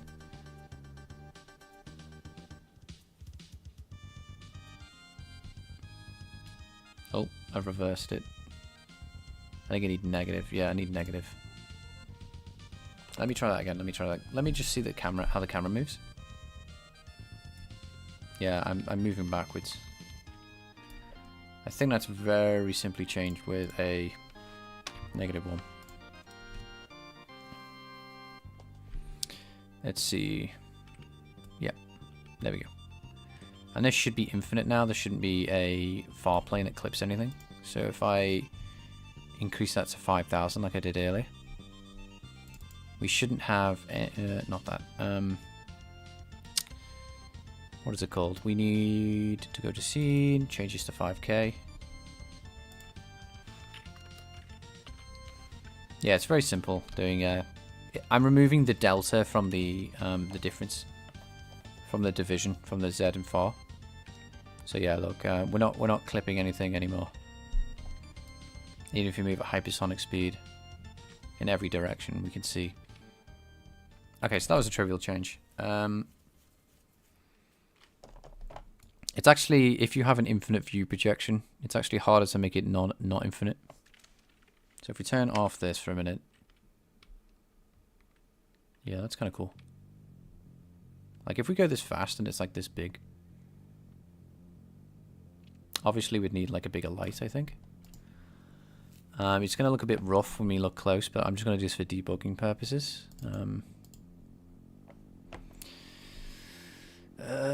Where is our...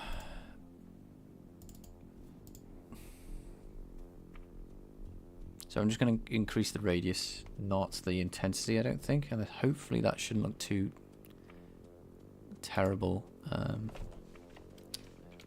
So if we just change it to 500 range or something. So you can actually see. Turn off debugging. So if you fly in the dark direction. And the problem is, yeah, it's dark, but also Okay, we need a much bigger.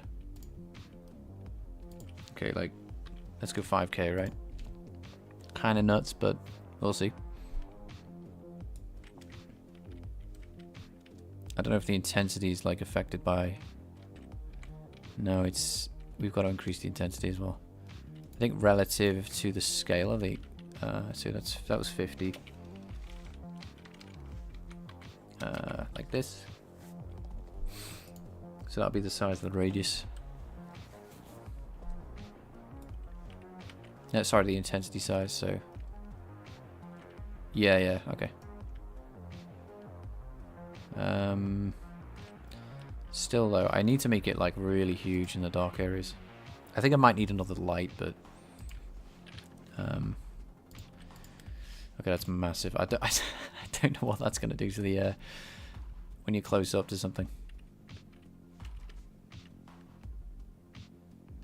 Yeah, okay, that's like decent, right? You can see that.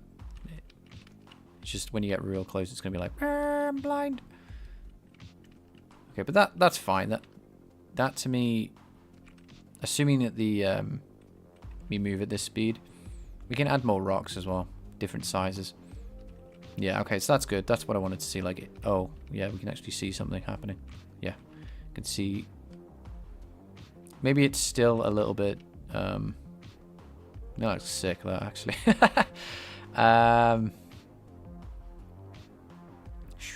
You know. Maybe I do need a lighter bit of space. But yeah.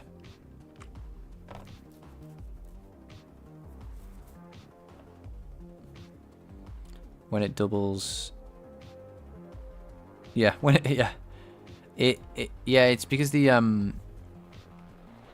how this works is a bit different from just the radius is, there's a lot of distance calculations happening here. Ah, thanks for that. Thanks for the compliment, dude.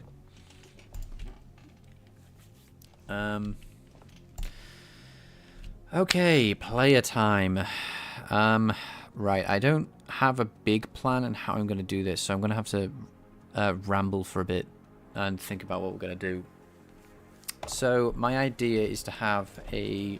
I'm going to just open up Notepad.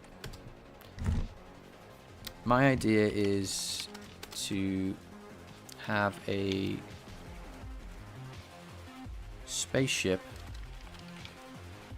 that is in front of the camera. So it's a third-person game. So you're controlling like a second, like a thing, right? And it moves when you move, but it's like quite offset from the camera, so you're quite far back, so you can see. You know, a third-person. I'm describing a third-person camera here. Everyone knows what that means. But I think that's going to be the easiest to see everything around you. For example, if I start moving the rocks or having like enemies and fighting you and stuff, if you're locked to first person view, it's going to be a bit hard to see what you're doing. And I think I'm going to have it quite zoomed out.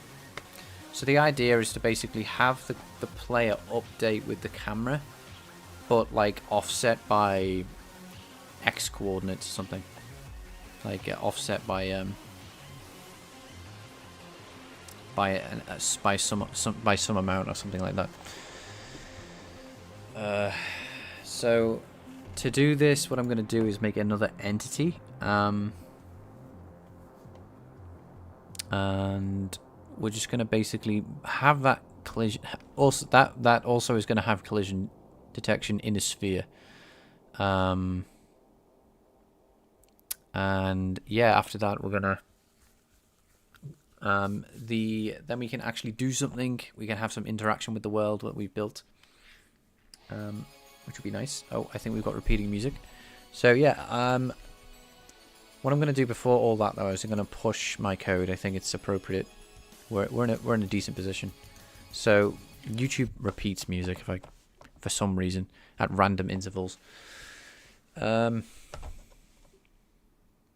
So we've got to wait for it to load and then press shuffle next. Otherwise, we end up with the same, like 3 pieces of music over and over again. Anyway, so yeah, let's push our code. We've done enough.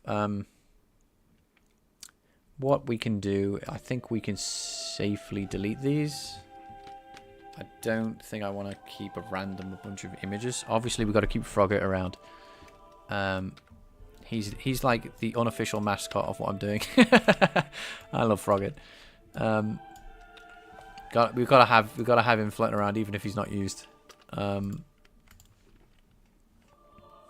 So yeah, just make sure we haven't broken anything by deleting those textures, and then yeah, we're gonna yep, we're gonna push this code up to the internet.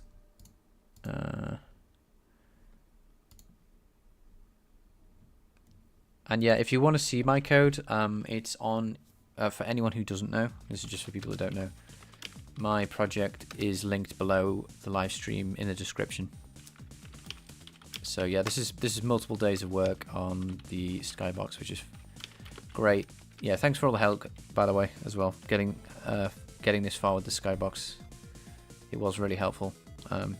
Everyone chipping in. Anyway, skybox works. Needs to consider removing the flip in Y.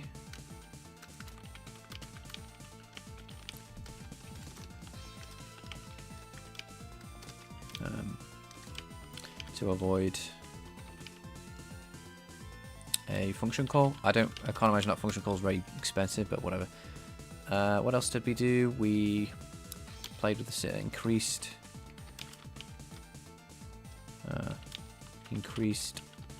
the size of the game, but most of all the work was getting Skybox working.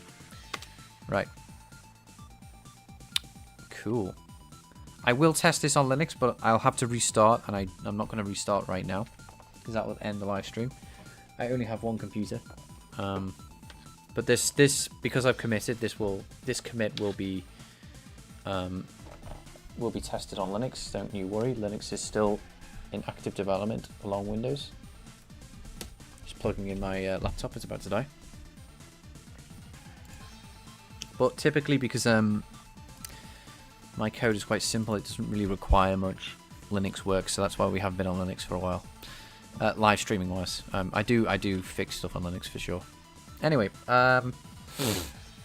right, entity window player. Okay, so scene. How are we gonna do this? Let's think. So this needs to be a dynamic. We need to make a dynamic.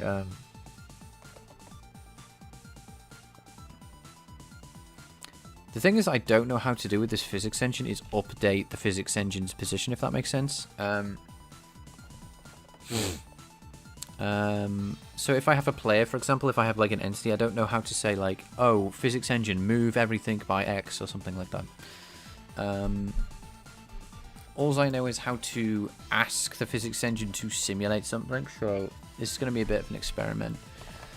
I think for now what I'm going to do is not even make an entity, I'm just going to make a... I don't know, I'm going to make something that collides.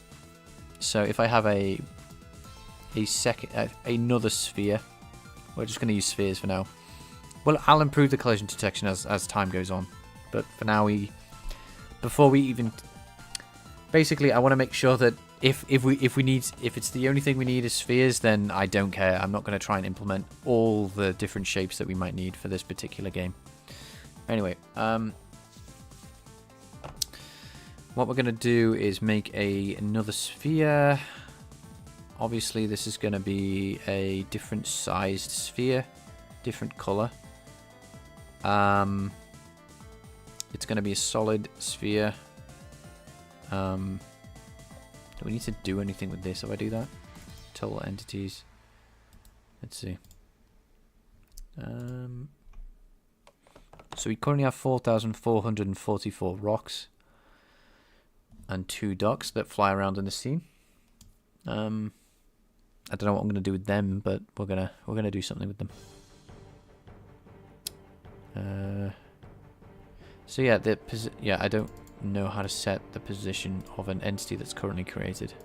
So let's just create something that just stays still, that is dynamic. That's at 0, 0, 0. And we'll work it out. We'll work out how to move an entity that is us. It's not going to be impossible to do. It's not like it. This particular idea is not viable or anything. Because every game kind of needs a player. So, what is the values? I've forgotten. So we have position, which. What? Oh, sorry, 1, 2, 3, 4, 5. What's the 5th argument? Okay. Anyway, color is the last one. So I want to set this to a different color. We'll go white with player. And scale, that's the next thing. So this is a really small sphere. Because it's like, I don't know what I'm going to do with it, but it's going to be... So I need to make a player sphere that's like big, like as big as the asteroids, if not bigger. So I'm going to make this the player sphere.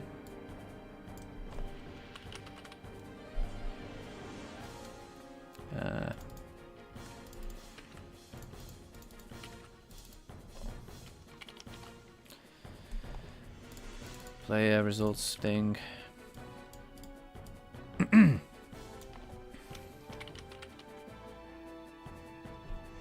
Not player duck, just player. And I'm starting to run into the position where I need a model, like some kind of, because this is only the collision geometry. This isn't actually to do with the actual. But I think it's a good place to start because I do need to be able to update the collision geometry anyway. So, yeah, we'll see. So player ref, player shape, player settings. Yep, 35 set embedded. And we use player ref instead of duck. And we should have a sphere. This needs to be player position, player initial position, I guess.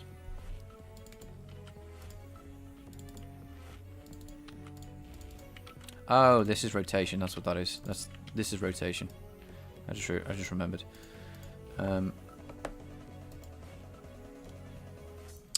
Okay, so we should see another sphere if we crash. Oh, hang on. Made a mistake there. Duck entity. What do these first two things do? Model index. So that's going to be a duck.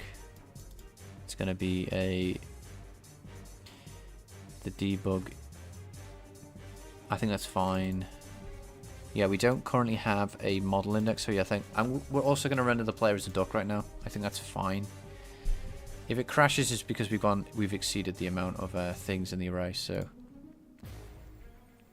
that's fine. That's easy to fix because I think it just needs to do one less of these. I'm surprised. Ah, yeah, there it is. 3. So because we've set 3 up.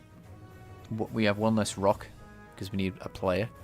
And we should see a white sphere basic. Oh, okay, that's bigger than I expected. That's huge, dude. Okay, let's not make it white because it's blinding and it's way too big. I'm surprised how big that is, to be honest. Let's go with 5. And let's change the color from blinding white to... I think it's fine blinding white, to be honest. Yeah, sorry about blinding everyone. As long as it's a bit smaller. Yeah, that's about right.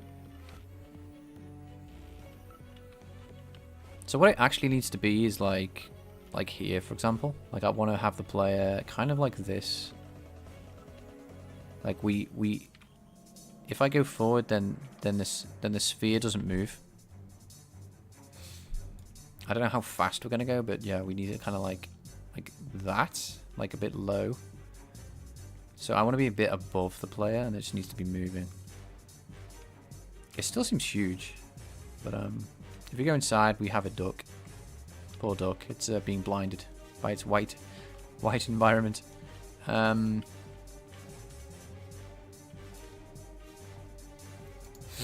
I'll make it the size of the duck for now, and we can just be like, okay, yeah, it is what it is. It's the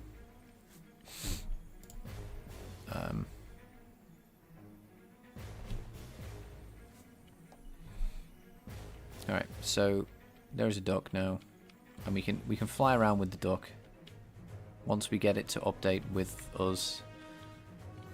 So that's the next step now. And then we can do something with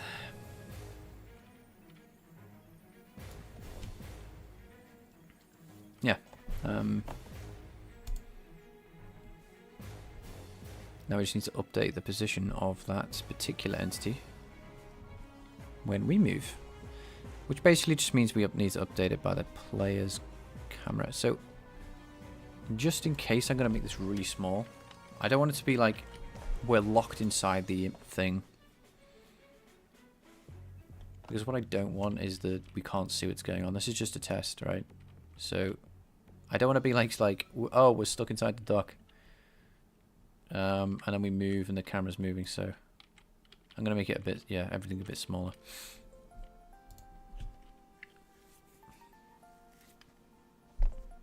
Why am I laughing so hard? I don't know. It is a bit silly what we're doing with this duck, because we have no spaceship model.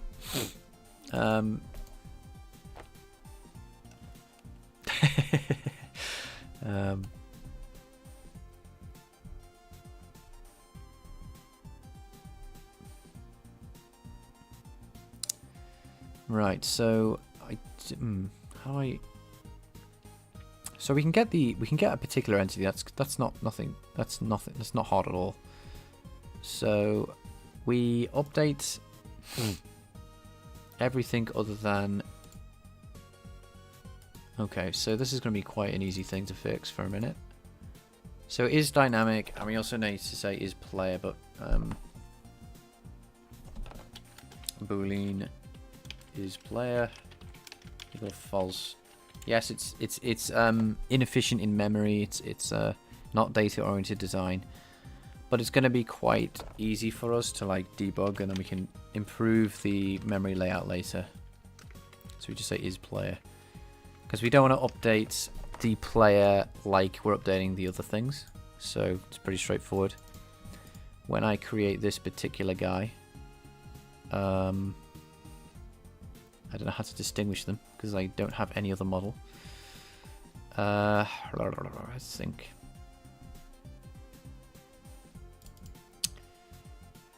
So entities, is that the thing I care about? Entity. Yep.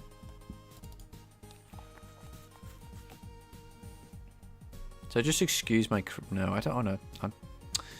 We should be able to tell based on the model index. That's a big giveaway, like if it's the player or not. But without that, I don't know how to tell. Without just sending in another variable.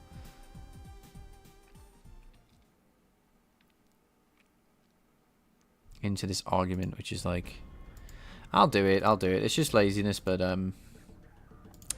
it's gonna be faster. So boolean. Come on, is player equals false. Don't do this, guys. This is just oh no, this I'm not even in. Yeah, what you want to do is this. Yeah, don't do what I'm doing. It's a bit scruffy, but we'll fix it in a minute. All right. So then we just say is player is false for every single entity is player.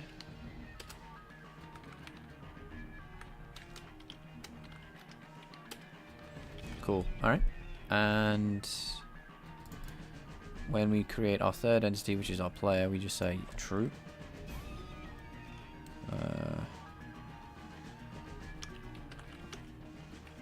Is player equal, and then we say true.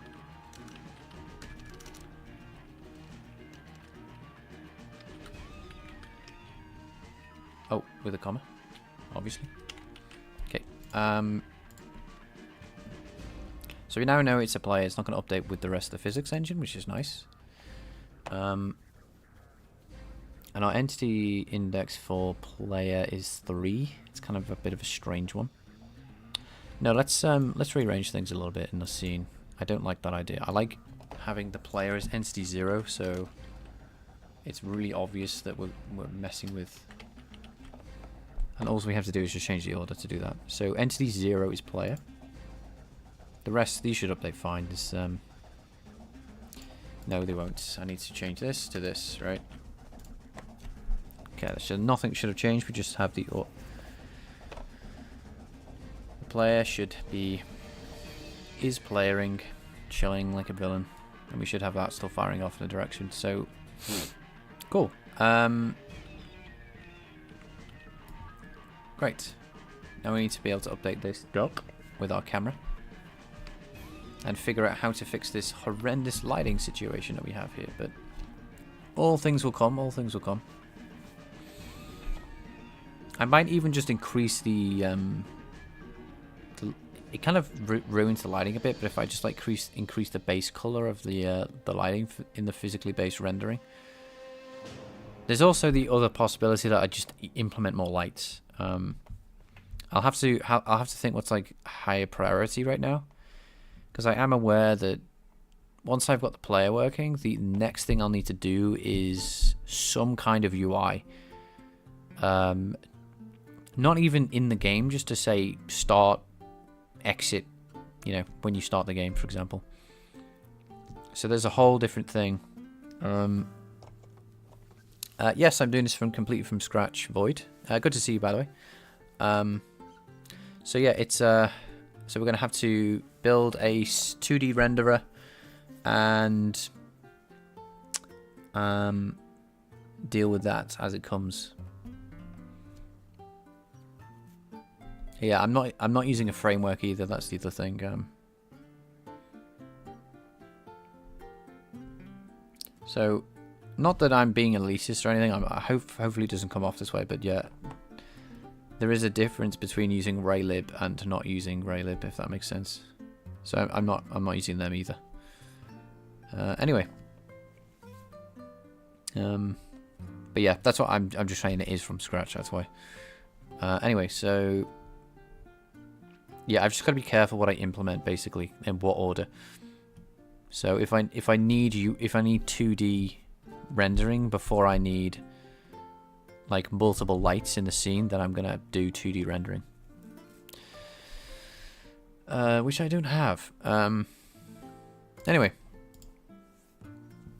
all things will come if I just consider the game and what the game needs. Anyway, so let's figure out how to move this player around. So we can get the player entity here, basically, or wherever. We just need to update the new position based on our current movement. So for example, else we can just take, I don't know, we can take the body interface, do something with it, like, I don't know, set position or something. Yeah, that sounds about right. So activation mode, I don't know if we need to set velocity or acceleration and then just allow the collision detection engine to do stuff, but we can get the position vector of our camera. Yeah, I saw you yesterday. It's thank you for subscribing, by the way. I appreciate that, dude. I know it's a very small channel, so it's like a bit. Yeah, am I subscribing to a nutcase or not? I mean, that's what I think about things anyway. Yeah, I appreciate that. It does help. Okay, so what I think I need to do is actually a bit different. If I'm going to change my mind here.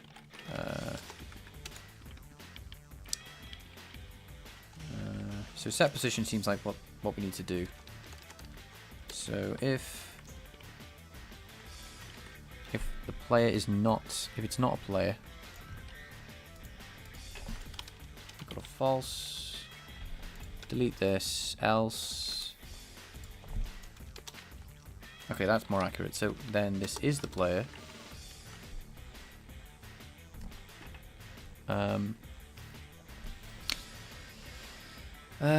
So if we do have a player, entity data, yep, we kind of want the same deal.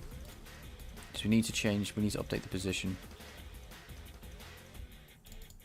Okay, so we always assume that it has this stuff, I think.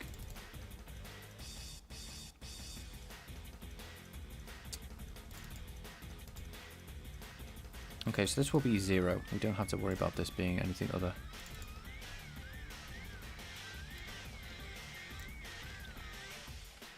And the player is always going to have collision, so you can just assume that we don't have to do this. But no, we don't want to do get. We actually need to get the camera's position, update the player based on the camera plus an offset. For now, I'm just going to update the position of the player, like exactly where the internal camera is. So here's the position, right? So that's the light as well. The light follows also the same idea. And I think we're integrating fine, that it's actually going to work out. We just need to be able to do it like this because it doesn't, because, what is it called? Set position.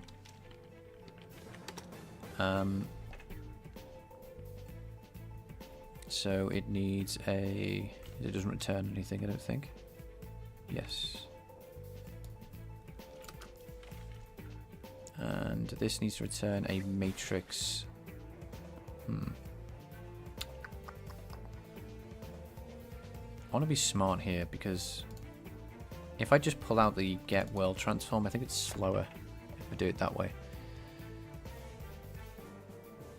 The position of the camera is part of. Is there a matrix here that we have? I don't want the whole view projection matrix. I think I want the view, right? If I'm right, I think we want the view. So I feel like that's what the camera's looking at. So that's actually including the direction, not just the position. And if we do some rotation, as far as I can tell, right? Let's just see how we integrate. Yeah. So the view matrix is actually the important thing for what we actually need to update. We don't want the perspective matrix because that's already multiplied. We do want to update based on body ID, which is correct. We need the second argument. So I'm going to make a new thing here. JPH vec arg. Nope. So we put this in now. So these are just floats. I'll worry about offsetting later. I just want to see if we can update it properly. And we need this to be called player position, I guess.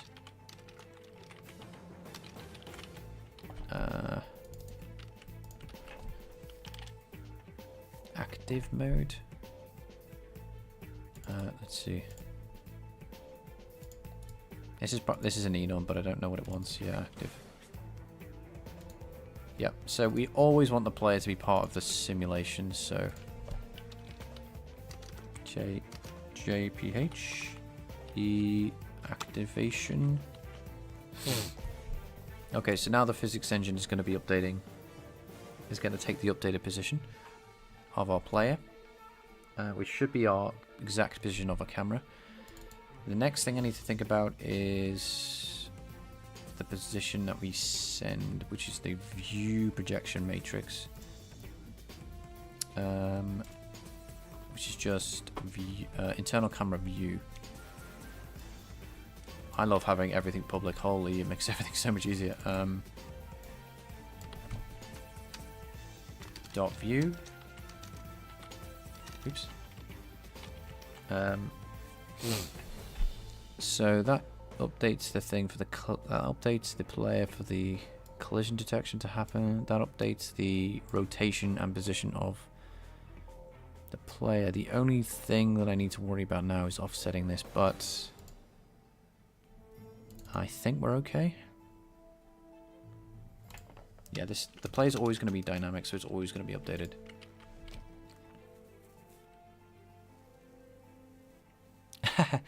The lighting in the screenshot from the GitHub is insane. It's realistic as fuck. I appreciate that, dude. Honestly, it's yeah. I'm doing physically based rendering lighting. So I'm considering all the materials like the gold and the stone and the polished stone. I'm doing it here as well, but it's you can't really see it as well because it's just kind of rocks. But yeah, I appreciate that, honestly. Right. There's actually some problems with my implementation of what I've done, but it's fine for now. I'll say that. It's not like disastrous or anything. But it could be improved. It could look better. That's all I'm saying. Let's just see what this does. Does it break everything and everything blows up? Okay, so if I move, okay, cool. So I'm pressing W right now, so everything's white and you're getting blinded. But I'm moving with the player. The player is coming with me. Now we need to move back from the player. So as you remember, the collision detection is white. So offsetting. The problem is that the player itself needs to be offset. So we take the view matrix, which is important because that handles the rotation. But here's my issue, right? If I just ignore this view matrix, I'd lose the rotation. If I use this view matrix, I'm at 0, 0 position. I'm not exactly sure what I should do here. I think, I'm not sure, but maybe, just maybe, we can set the player position back. We can say like minus, we'll just be, okay, I'm just gonna be like air quotes dumb here and just do the simplest thing, right? I don't know, +5. This may not do anything. This may break everything. I don't know. Because we're the... No, that's not going to work. Okay. That's not going to work at all. The reason that's not going to work is because we're updating the camera view matrix. We would need to take the view matrix and do a translation on it. And then that'll move us back. That's what we need to do. So we actually can't just use the rights just immediately. So if I do make GLMs, make translate, oops, translate, yep, that's one. No, GLMs though. Yes, so we need to take in a this, which is our position, but offset by a set amount. So let me just wrap this in brackets. So we have this. So this is exactly the same. Now the so this makes a translation matrix. Let me think.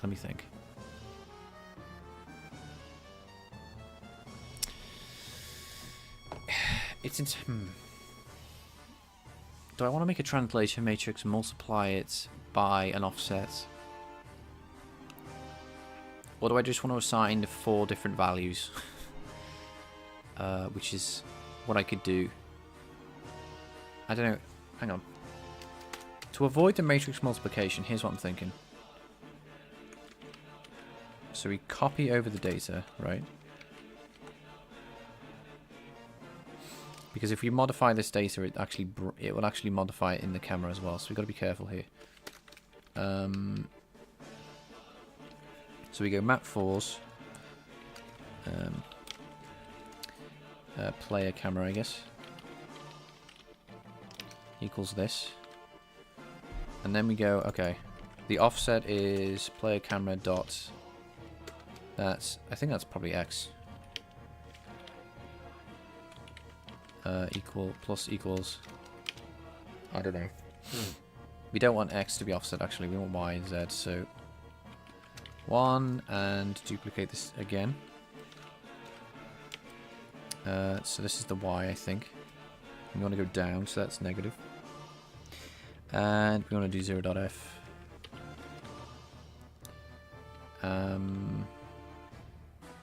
No. I've got to be careful here, because if I keep accelerating this...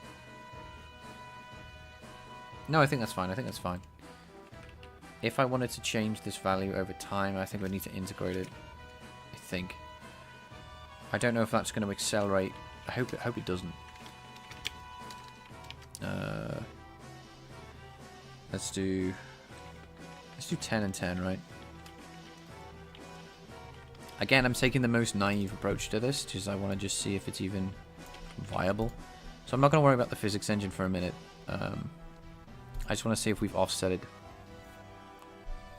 kind of correctly while maintaining rotation. Okay. Let's just order of magnitude. Oh, I'm an idiot. I just realized my mistake. 3 and 3 are the actual values I need here. Because I need to, for the translation, for the full matrix that does multiplication, the last 3 elements. Oop. I don't know what's happening there, to be honest. Let's just increase this. I don't know how big it is, you see, so it could be... no.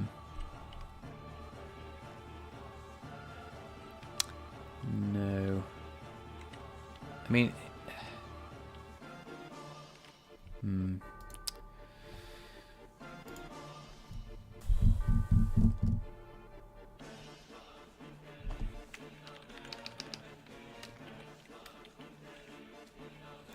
I mean, again, I could do 1,000, but I don't think that's... I think it's like... We're getting the same result over and over again.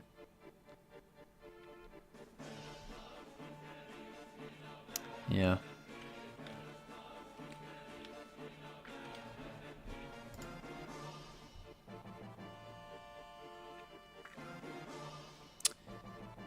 I wonder if it's... No. We need to update this every single frame. Okay, let's make a translation matrix, right? A translation matrix will make my life easier anyway, so... and translations happen last, so... Let's do a multiply our translation matrix by our view matrix, and just see how that works. Oh, come on. GLMs. Make... Translate. I always get it wrong. It's translate make. So we want to translate this by, I don't know, 0 in the ZX. Oh. Hang on. S. 0 in the F. And we need to construct it 0 in the F. The offset is... Oh yeah, you can't do that either. We need some mull. I will come back to that in a minute. 10, 10, I guess. F. Negative 10. GLMs. GLMs. Map 4. Mull. Okay, so that's the offset matrix. Translation by. We'll see how that goes. Is there some bugs in the mouse movement? Yes, in Linux. I can't get the mouse to disappear like this. No, it's doing the same thing, unfortunately.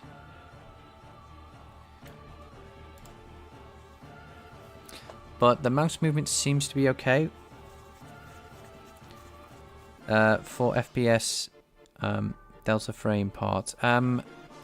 If you can refer to the file, maybe. I'll show you. If you know how to do this, I would be elated. But it is, because it is very awkward.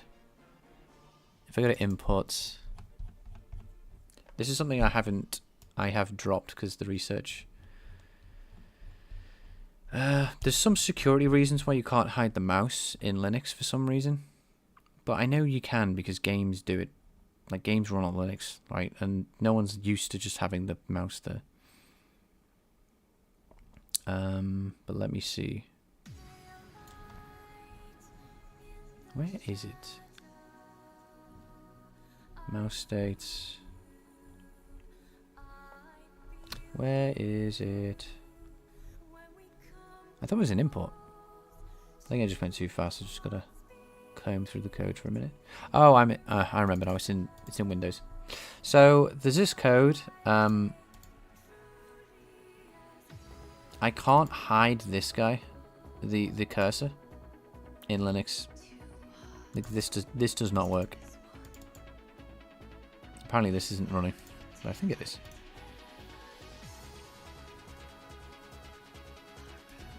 Oh, okay, interesting. For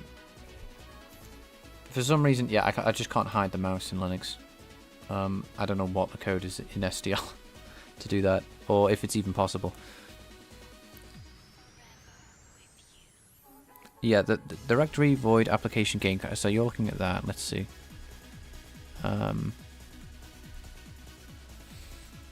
Game camera. Where have I put the game camera? That is in application. Okay, so you said if the FPS is really high, then the sensitivity might go up.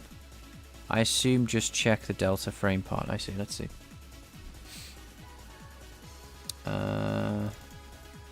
Yeah. So the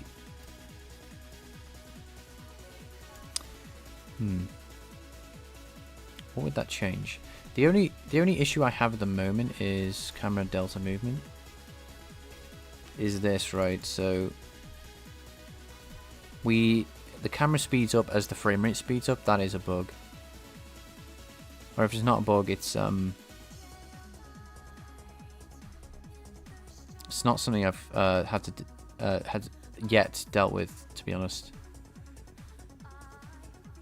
So if you've got a really low frame rate, then the game's gonna run a lot slower, which is obviously really bad. But what do I do with this again? So I just set the delta, but it just, because it has to be multiplied by something, it does seem to speed up with the frame rate.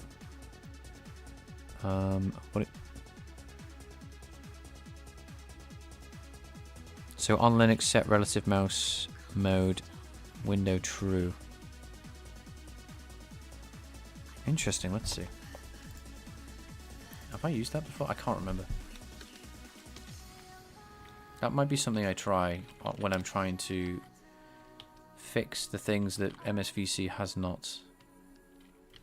Alright, so let's I'll write this down as a comment.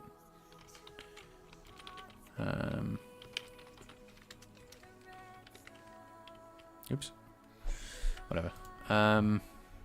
So what I'll do is in Windows, I will throw this in here, check.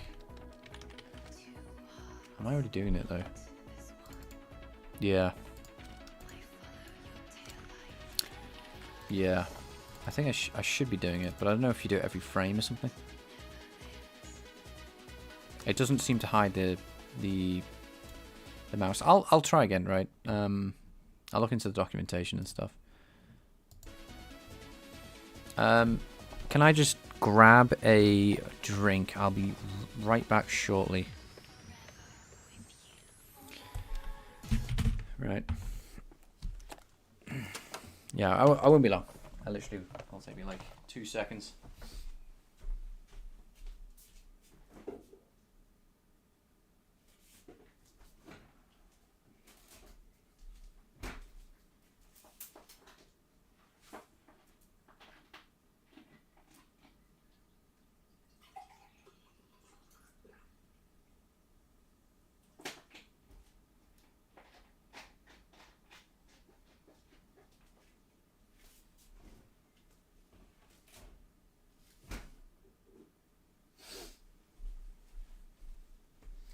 Back.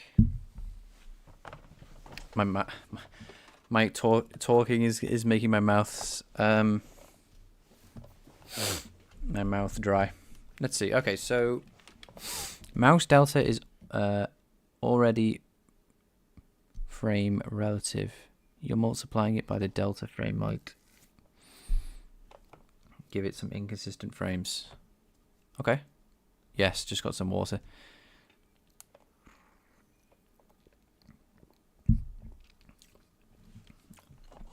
Got you. I will I'll look at that in a minute. For now I just want to see if I can get the, so I'll write down what you said as well in my notes. To do check if this is working with SDL 3 with the version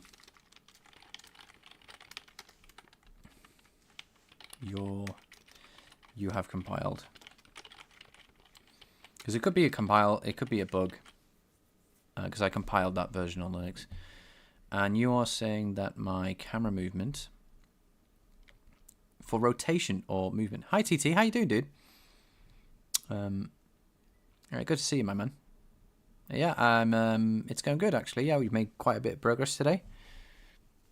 We've been wrestling with images. We did a lot of game development on Paint, and yeah, our game's looking a lot better. So anyway, I will write down what you said on game camera. What do we have here? We have, you spotted that. Let me read that again. Just procrastinating. Yeah, you know, we all do it. Mouse delta is already, so the mouse delta.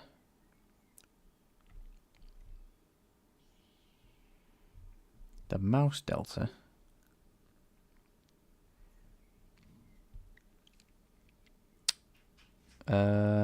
delta is already frame relative. You are multiplying it by delta frame, which is, I assume this, might give you inconsistent FPS. And when I'm multiplying it, the only multiplications I do are this and I haven't noticed I get inconsistent frames. The only, like I said, the only thing I see is that when my frames slow down, this gets slower, if that makes sense. By lerp or slurp, I should say. And the spherical lerp, that's what that is. It's called slurp. And then the rotation. Just spent like 10 hours yesterday trying to get a web building working, and it scared me, to be honest. Inconsistent. Oh, okay. Inconsistent Sensitivity. Interesting. Sensitivity is the Hmm.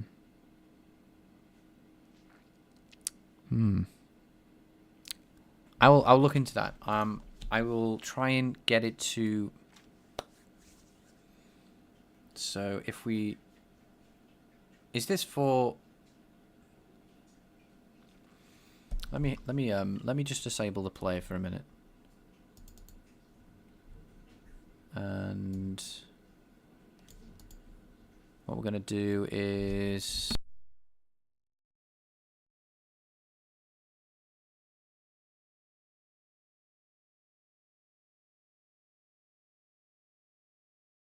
You know,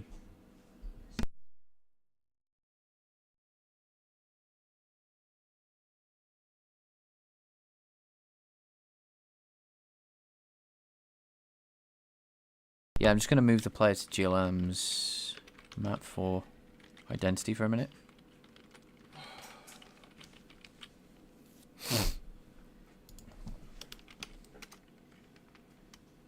And there you go.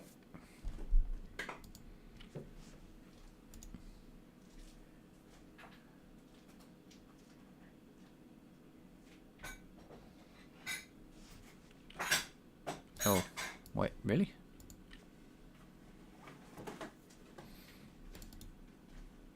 Why? Oh, did I not press W? Or S even? Nope. Interesting. Okay, let me.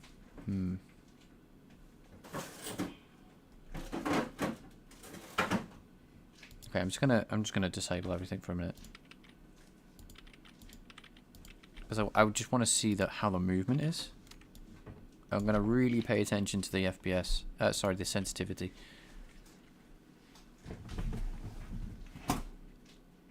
Oh, yeah, thank you. I will. Now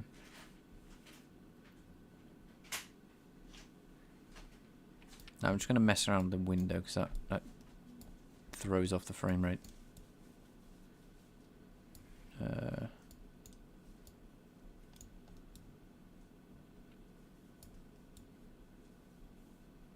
Oh. Yeah, that is a problem with the actual... If you're dragging and you resize the window at the same time.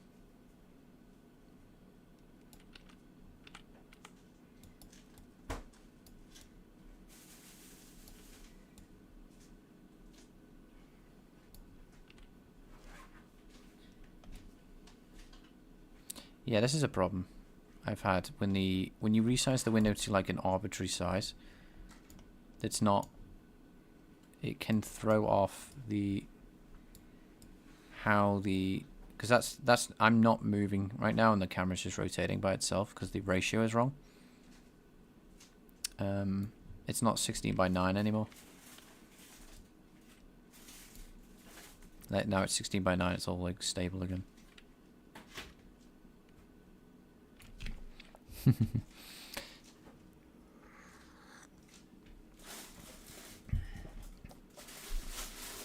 It looks good for now. I will Void, I will definitely keep an eye on it. But for now I'm going to go back to... I'm not saying it's working or anything. I'm not saying like I've got it working. But it's something I'll keep an eye on for this multiplication that I'm doing, okay? For now we're going to go back to debugging.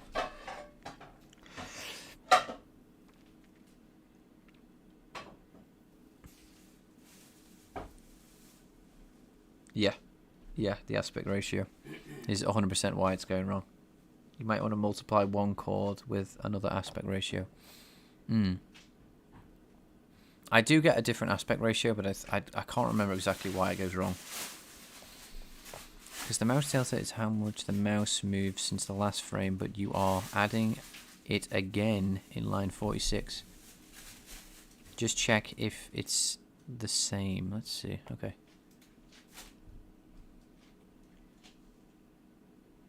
Where's line 46? In our code.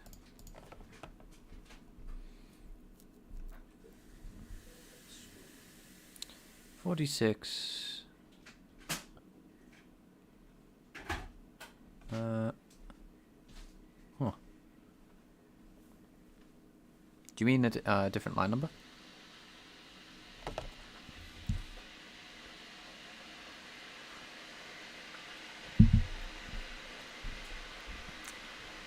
I might have changed something and it's line 46, isn't it? But I think you mean 71, right?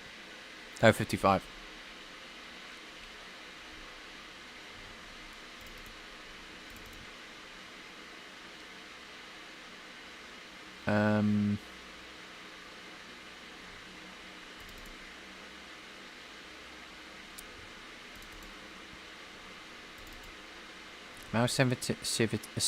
Mouse sensitivity is 3.6 times by the delta.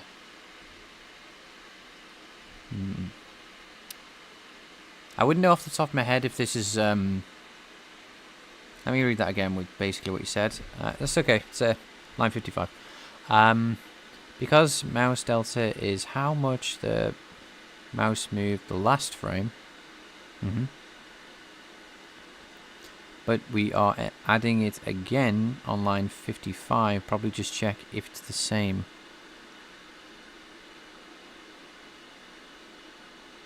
Oh, I see. So, for example, if we have a different frame rate, like it drops, the delta time takes forever, then the multiplication is completely different, and the sensitivity is then the movement's going to be very sporadic. So if we go from 30 to, I don't know, 5 frames per second, then this delta time is going to be multiplying by a different amount.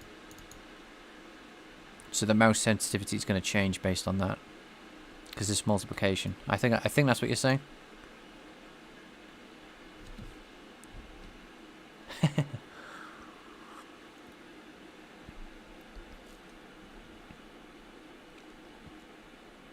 Mouse delta times by time equals mouse speed times by...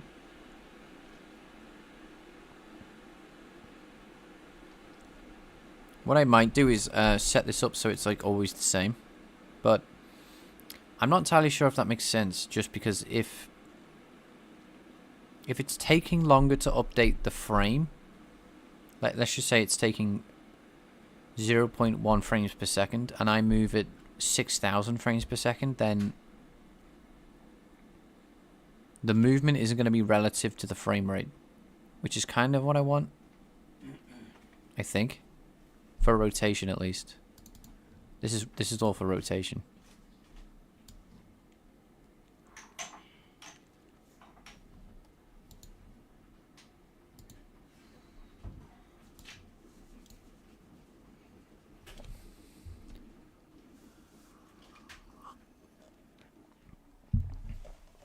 Anyway, that's my justification for that. I'm not saying it's right or wrong. I'm just saying that's I think why I did it.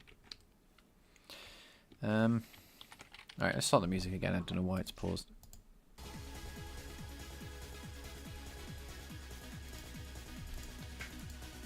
Okay.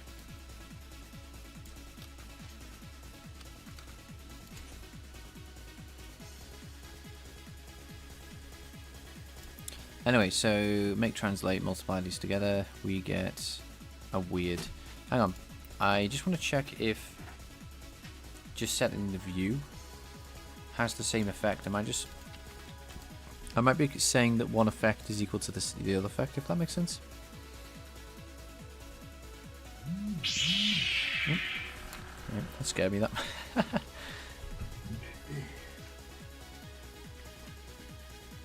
That's someone else's phone, that's not my phone.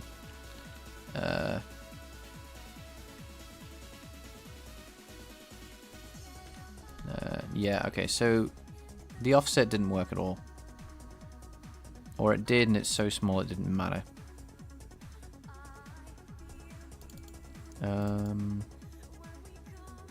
So this is the physics.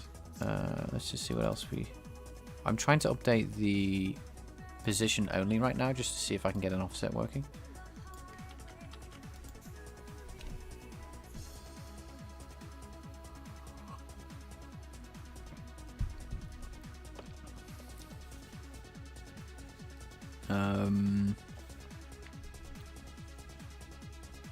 Let's see what we've got. How do I do an offset that makes sense? Right, let's just do a silly value, right? And if nothing updates, then it's something else. Right, so this obviously should be extreme. We should see extreme differences.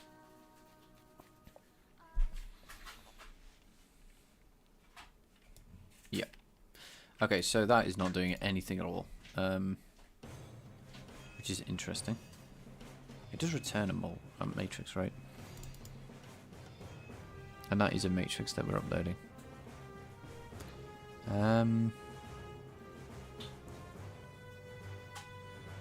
I have no clue.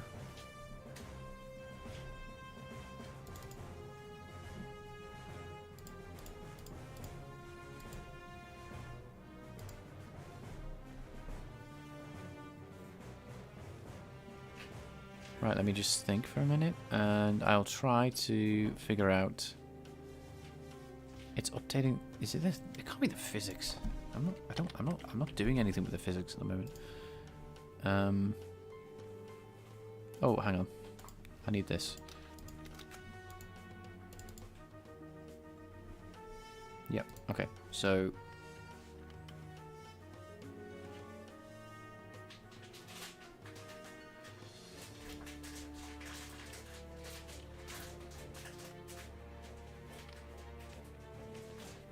Weird. Why was the physics affecting the... I'm a bit confused there. What? This actually is doing something? Alright. Fine. Let's see the offset work here then. Maybe 40, 50. I'm just going to do 50 for everything just to see if it actually is offset. We can probably rotate the camera enough to see.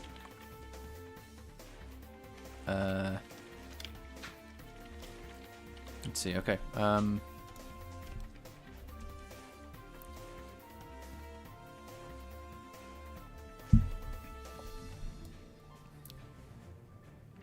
Okay. I don't see anything. Where is it? Oh, there it is. Okay, that works. Look. There we go. We have a play. And so this needs to be like -10. This needs to be like this. The Z needs to be kind of far away, probably like 15 if anything. Let's see.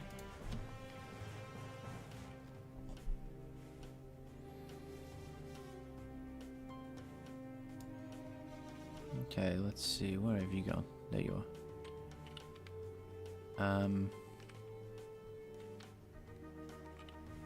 Okay, you're on the wrong side though, so I need to be a -15. So that should be in front of us immediately. Nope. Okay, it's a bit too low. And let's bring it up to B3, I guess. I don't want to be... I just want it to be subtly lower, not like completely low. Okay, perfect, right. So the only thing it doesn't update the rotation, but we can work on that.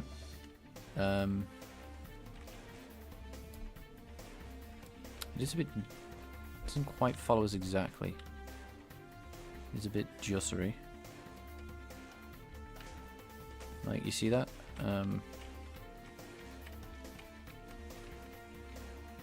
I don't mind that effect, to be honest. Right, so now it just needs to rotate. Is there a set rotation?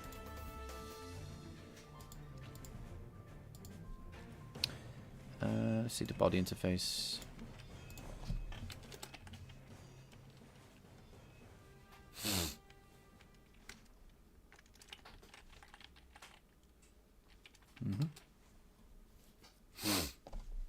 Now, the rotation is a bit trickier because it's not exactly a straight vector.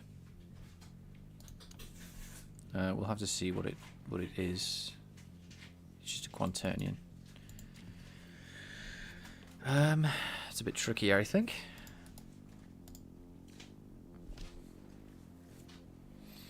Quaternion.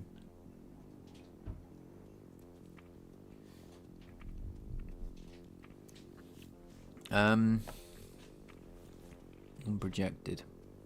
Rotate. How are you calculated? So we got pitch and yaw. And our rotation matrix is here. And these are two. Okay, so we have two of them. So I think this is our official rotation. Quaternion. So just for people who know, oh no, there it is. So we don't store it. This, for some reason, is the library's version of a quaternion. I don't know why it's called that, but that means quaternion. As you can see, it has the X, Y, Z, W. Imaginary and real. So it is a quaternion.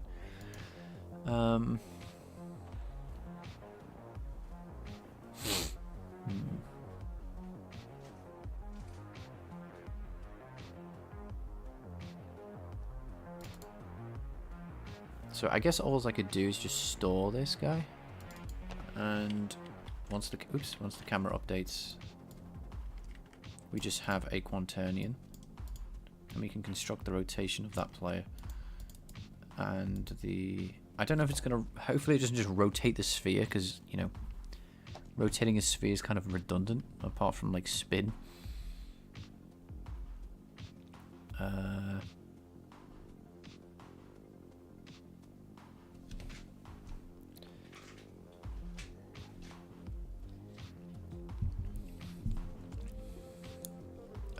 Right. Okay, rotation.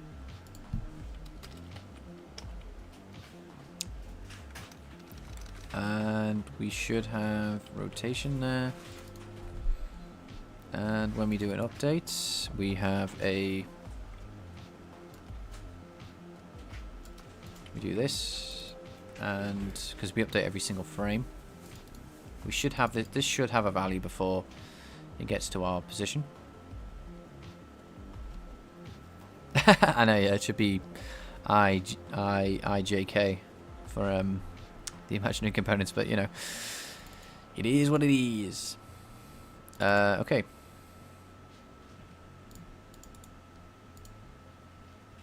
So the rotation is this, and the rotation should be pretty much 1-to-1 with the camera.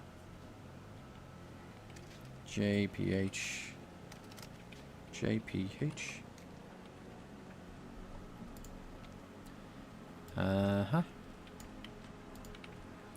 Obviously that's not right, but let me just grab the rotation and do this. We're obviously not going to rotate it like that.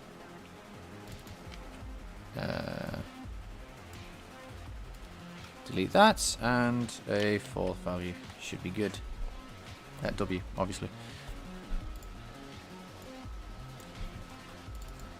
We just got player rotation. Player, not position. Rotation. Throw this in here. Is that everything? Yes. So we'll just see how that plays out. And yeah.